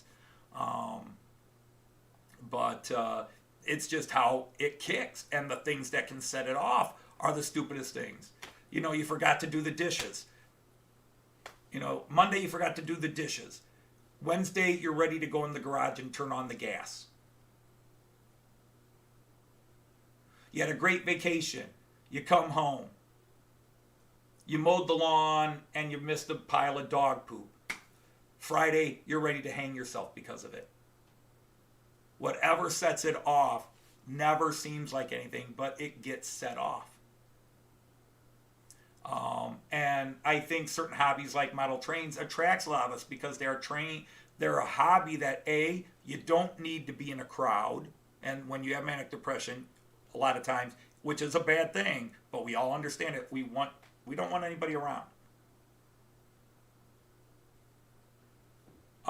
But trains are a hobby that can, like my trains, they're a soothing thing. I sit here and just, I'm not thinking anything other than listening to the drone of the trains. And if I'm really in a groove, I'm on my way to Munich on an ICE 3. That's what I'm chilling to. I am on my way to Munich. I'm on that train. And I don't need a program stopping it, starting it, and doing this. My brain is that program, and I am on that train riding to Munich. Hello, Ethan Armitage. How are you? And that's the thing. And, and the thing is explaining depression, especially manic depression, to, because my mom was manic depressive. My mom was severe manic depression. My mom needed to be locked up. She needed lots of therapy and locked up. She was,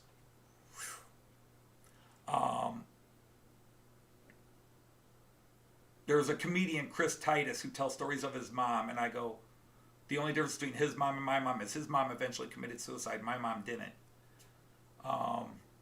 But it's when you have manic depression, one of the things for us to do is to tell you, by the way, I have depression.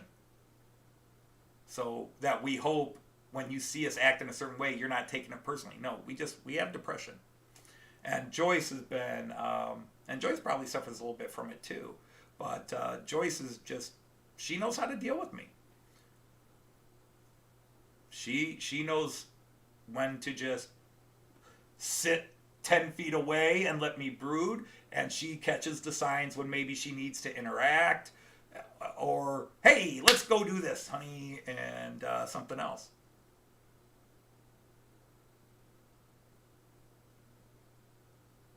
And Ethan, we're always happy to read it. We just want you to say more. Tell us about your trains. Tell us what you like.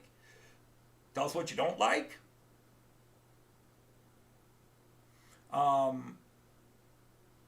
What you're into. If you like something on my trains, just join in. But the problem is when you get a bunch of people who have depression, we all sit around and tell our stories, and all the people who don't have depression are like, oh my God, this is depressing. Oh, listen to all these depressives talk, oh my God. And somebody's going to be like, oh, just go out and eat some ice cream and you'll be happy. No, you won't. You'll be depressed as soon as the ice cream's gone, So that's the thing. It's just, so when, because how do I say this without sounding arrogantly BS-y, okay? I am fully aware I live better. I live more comfortably than 90% of the people on this planet Earth. I'm not in the top 10% of wealth. I'm not in the top 20% of the world's wealth. But I live better than 90% of the people on Earth. I always have food on the table. My kids never had to worry about losing the home. Well, mostly.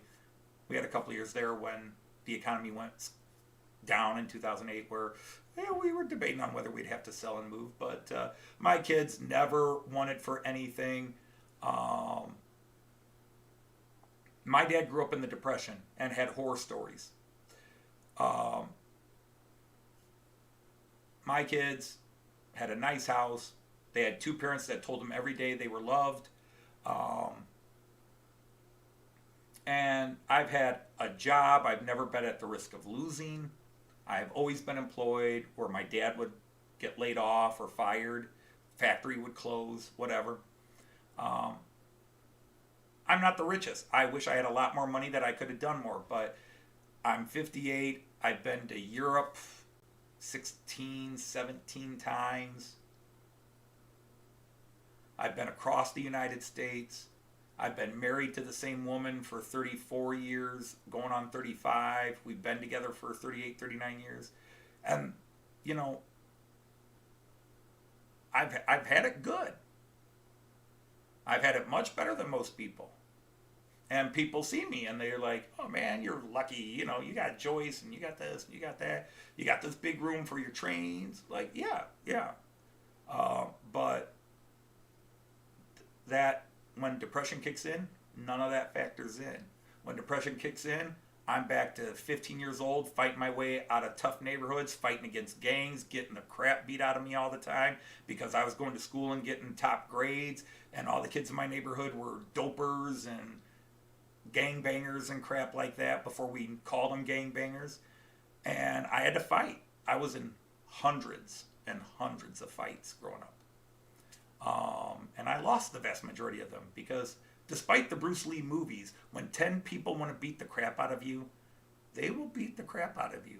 It's not like Bruce Lee where one guy comes at a time and Bruce goes, oh, okay, next, and he could take 30 guys down because one at a time came.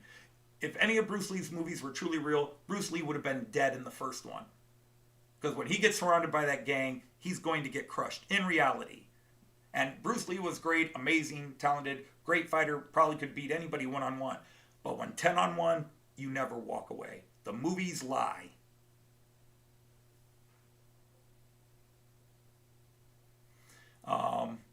And that's the thing. I mean, that was my fight. Is after not ending it all, my fight was I have a very healthy fear of death. So I'm not going to do anything that would lead to me dying earlier. You know, I want to live to be old, like 1,000.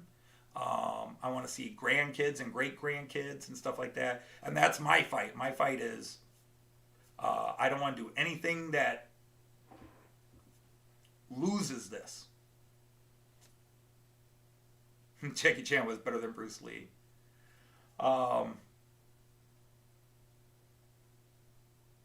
So, you know, and again, I grew up and my thing was watching what happened to people I knew when they succumbed. You know, kids that were the same age that when the dopers and the idiots beat them up and they started doing the same stuff to join in and watching them go downhill. My own sisters, watching them get into drugs and alcohol and pregnancies and all that. This is the 70s, early mid 70s when that still was not normal. And my dad's little drives to Canada late at night with my sisters. I hope you understand what I'm talking about there. Late 70s, mid 70s. And just watching how all that stuff messed up everybody I saw. It was easy for me to say no. But it didn't mean I didn't take a lot of crap for it. But it's a tough fight. It was a tough fight. And you carry the scars. It's like if you break your leg, you might limp the rest of your life. You broke your leg 40 years ago, but you're still going to feel that on a cold day, right? Well, that's cool. I'm in Toledo where we kind of got a pretty river at parts. And then we've got a dead city that had 450,000 people in it when I was 15 and now has 250,000 people in it 40 years later. But I live in a nice neighborhood in Toledo. We have a small house, but it works. raised our family here. Although Joyce is starting to let on that, because I've always wanted to move. Not big enough. How big is my layout? Great question, Ethan. Ethan, my layout, and I've got a map, so let me go to the map. This will make it easier to see. Layout map view. Ta-da, layout map. So, if you can imagine this, I am sitting here facing that way, which is up. I'm facing that way. So that long strip along the back is 23 feet long. That is 23 feet long. And so, on that side, I have that is 12 and a half long, 12 and a half by 8 foot wide table. That is that way. I'm pointing the wrong way, but on the map. This is what's weird. The direction I'm pointing is actually that way. But on the map, the village side, the Delmenhorst side, that is, which is literally on my left. So as you're looking at it, it's on the left. That is 8 by 12 and a half. 12 and a half by 8 foot wide. The middle section is 30 inches by 7 feet. And then the other side is 11 and a half feet by 8 foot. So you got an 8 foot wide, 7 foot wide, 8 foot wide. So that's 23 feet long. And then basically 12 and a half, well, that way, 12 and a half by 8 and 11 and a half by 8. 11 and a half by 8. So that is the train table. So the direction I'm pointing, that's the Delmenhorst side, which is actually, in reality, it's over there. Because this camera is reversed of reality. See, I'm a lefty, but to you it looks like I'm raising my right hand.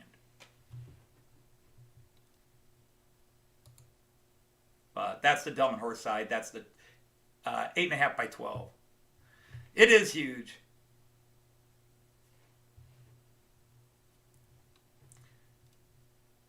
Sebastian asked my favorite questions. Whoops, not that view, this view.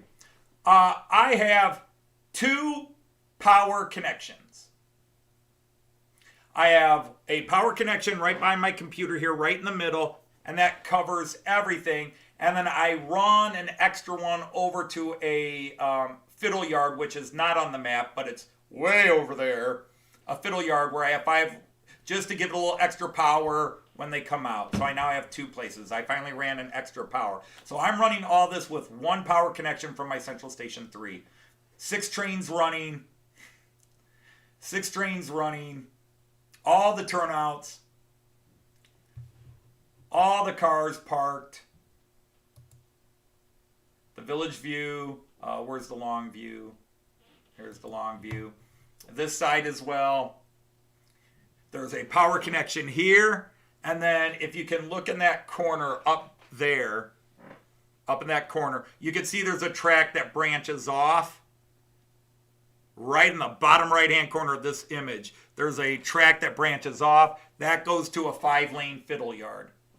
In fact, let's do this camera. No, not that camera. This camera. And I will get my hand out of the way. And we will go aerial view. So there you can see my fiddle yard with my ICE-1 and my railjet. And then all my other trains on the shelves. And then there is the camera. Oh, what a miserable question, Ink Trails. I would keep some of this and start over.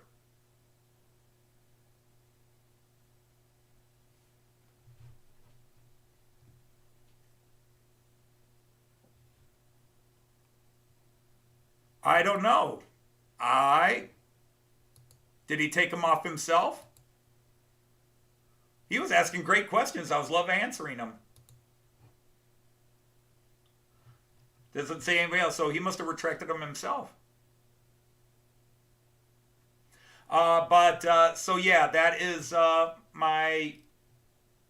my little train setup, and I look at what other guys in Germany have built. And they have like 1 or 2 lanes running, and they've got hills and mountains and all these great valleys and everything, and it's awesome. They're amazing.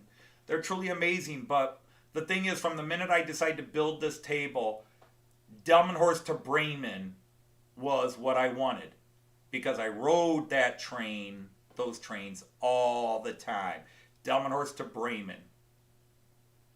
And so it's boring to some, but it's not boring to me because it keeps my ADD happy. I just watch the trains and ooh, look at that train. One of my favorite things is when I can get all 5 trains or 6 trains here at the same time, all passing each other, all going away from each other. That is my favorite thing. That's what blows me away.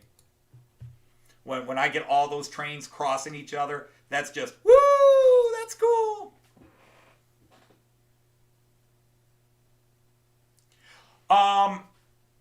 I have every manufacturer. I have Keebri, Fowler, probably mostly Fowler, but a lot of Keebri, and a lot of Auhagen, a lesser known German company. Auhagen makes really inexpensive models. They don't look quite as good as the Fowler, the Vollmer, and the Keebri, and the Polas. But for the cost, they're better. You touch them up a little bit yourself, age them a little bit, do a little extra work to... They're a little bit cheaper, but my goodness, the Auhagen buildings cost 1/3 the price of a Fowler. I don't have great examples, but, if I were to... let's do this guy here. Where we at? Nexi Solo. This guy. Now, I think this is a Fowler, but this, let me double check. Maybe not, but I forget who makes this, but it might be a Vollmer. But this kit would be $69 to $79 from Fowler or Vollmer. Maybe $59 from Keebri. You'd get a similar model like this, but not look quite as good from Auhagen for $25. Auhagen makes very inexpensive but nice models. If you want a lot of nice models fast in the back of a neighborhood, I'd buy a bunch of Auhagen. They make nice models, but they definitely look a little bit cheaper plastic than the better Fowler models. But for the price, it's worth it. But yeah, so Auhagen and Fowler are probably the 2 biggest I have. Yeah, if I only had 4x8 and were smarter, I would have done N scale. To be honest, I sometimes imagine what I could do with N scale in here. And then I get smacked to my senses. So all my trains and everything are by a company called Märklin, although I have some Loco and Pico. 1 Bravo locomotive, 1 Jägendorfer collection locomotive, 2 Pico, 2 Loco, and the rest are Märklin. Hi, Ethan. I had a Tyco train set when I was a little kid, 7 years old. So this is 1970. I got it for Christmas of 1970, I think. 69 or 70. I was 6 or 7 years old. I got a Tyco. It was the Santa Fe Super Chief F7 locomotive. Is that what it was back then? An F7? Anybody know? But it was a standard Tyco Santa Fe. Came with a boxcar, refrigerator car, flatbed with 2 trailers that said Santa Fe on them. My father had a really nice looking 3-rail, I assume it was O-scale Lionel set, that he never put out. It was in a box, and when we moved houses in 1972, we moved houses. And that was the first time I saw it. And I opened the box, like, oh, Dad, look at this. I was still kind of into my train set at the time, although I was never into it. And my dad was like, yeah, put it away. Don't touch it. And then when we moved into the house my mom still lives in, 50-some years ago, he put it up in a crawl space. An attic crawl space. Never took it out. And I remember a couple of times, like when we'd get Christmas stuff out there, I'd get that box out and I would just hold it. And if my dad saw me, I'd put that away, leave it alone. Never put it out. I don't know what happened to it. It might still be in the crawl space of that house, or maybe finally took it out and sold it. It'd be all rusted and horrid by now. But no, he never took it out and played with it. And that's my only, I assume that was a Lionel O gauge because it was 3-rail.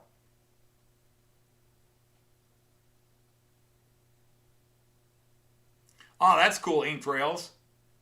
Artie, you had to go. All right. Yeah, I got to start logging off here. I'm probably 10 minutes overtime. No, I'm 20 minutes overtime. But, and none of them going to Toyer Pocket first.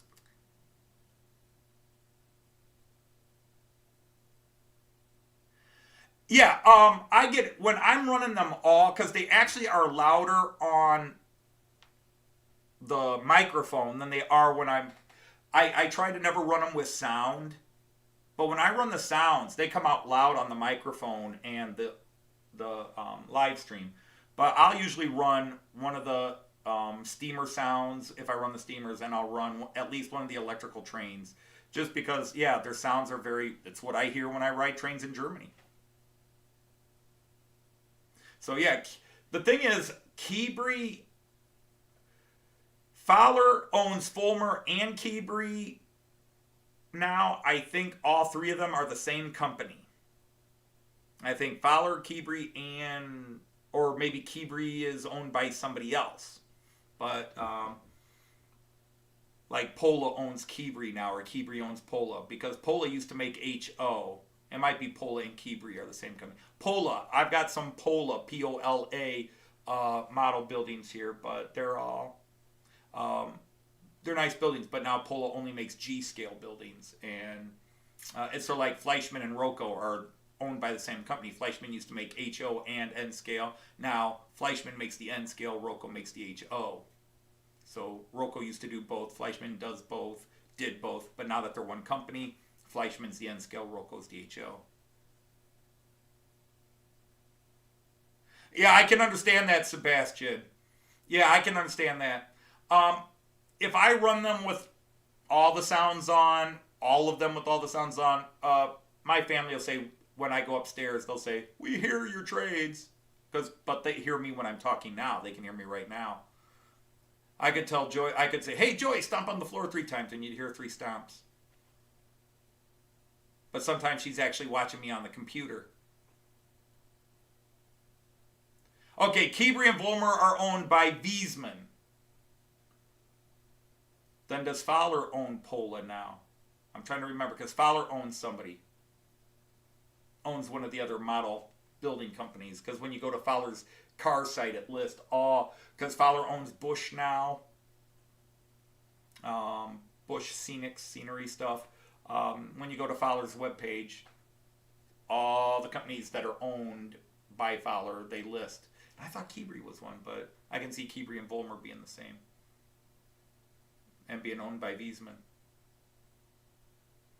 Okay, well, anyhow, I would love to stay and chat longer and longer and longer. I really could, but it's dinner time, and I'm sure Joyce and everybody is like, come on, you've been online for 3 hours. Actually, I've been online for 2.5, but there it is. Anyhow, so yeah, that was my new bad boy.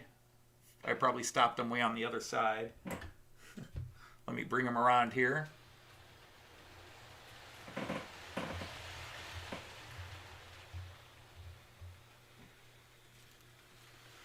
Come on over here, Junior. There you are. So, one more time. This was what this whole live stream was about. I just, for the first time ever, I did a live on-screen unboxing. So you're either here when I unboxed it or missed it. But this is the guy. I'm really tickled. I think this is an awesome looking 101. I like this guy, although this guy is kind of beat up. Not by me either. But this is a standard 101. And this is a fancy 101, but it's the same locomotive. Nothing different about them. This is 101-003. This is 101-003. They've actually got the same running numbers. 101-003-2. 101-003-2. Go figure. All right, so everybody, take care of yourselves. I will see you all later. Auf Wiedersehen, tschüss, and happy train.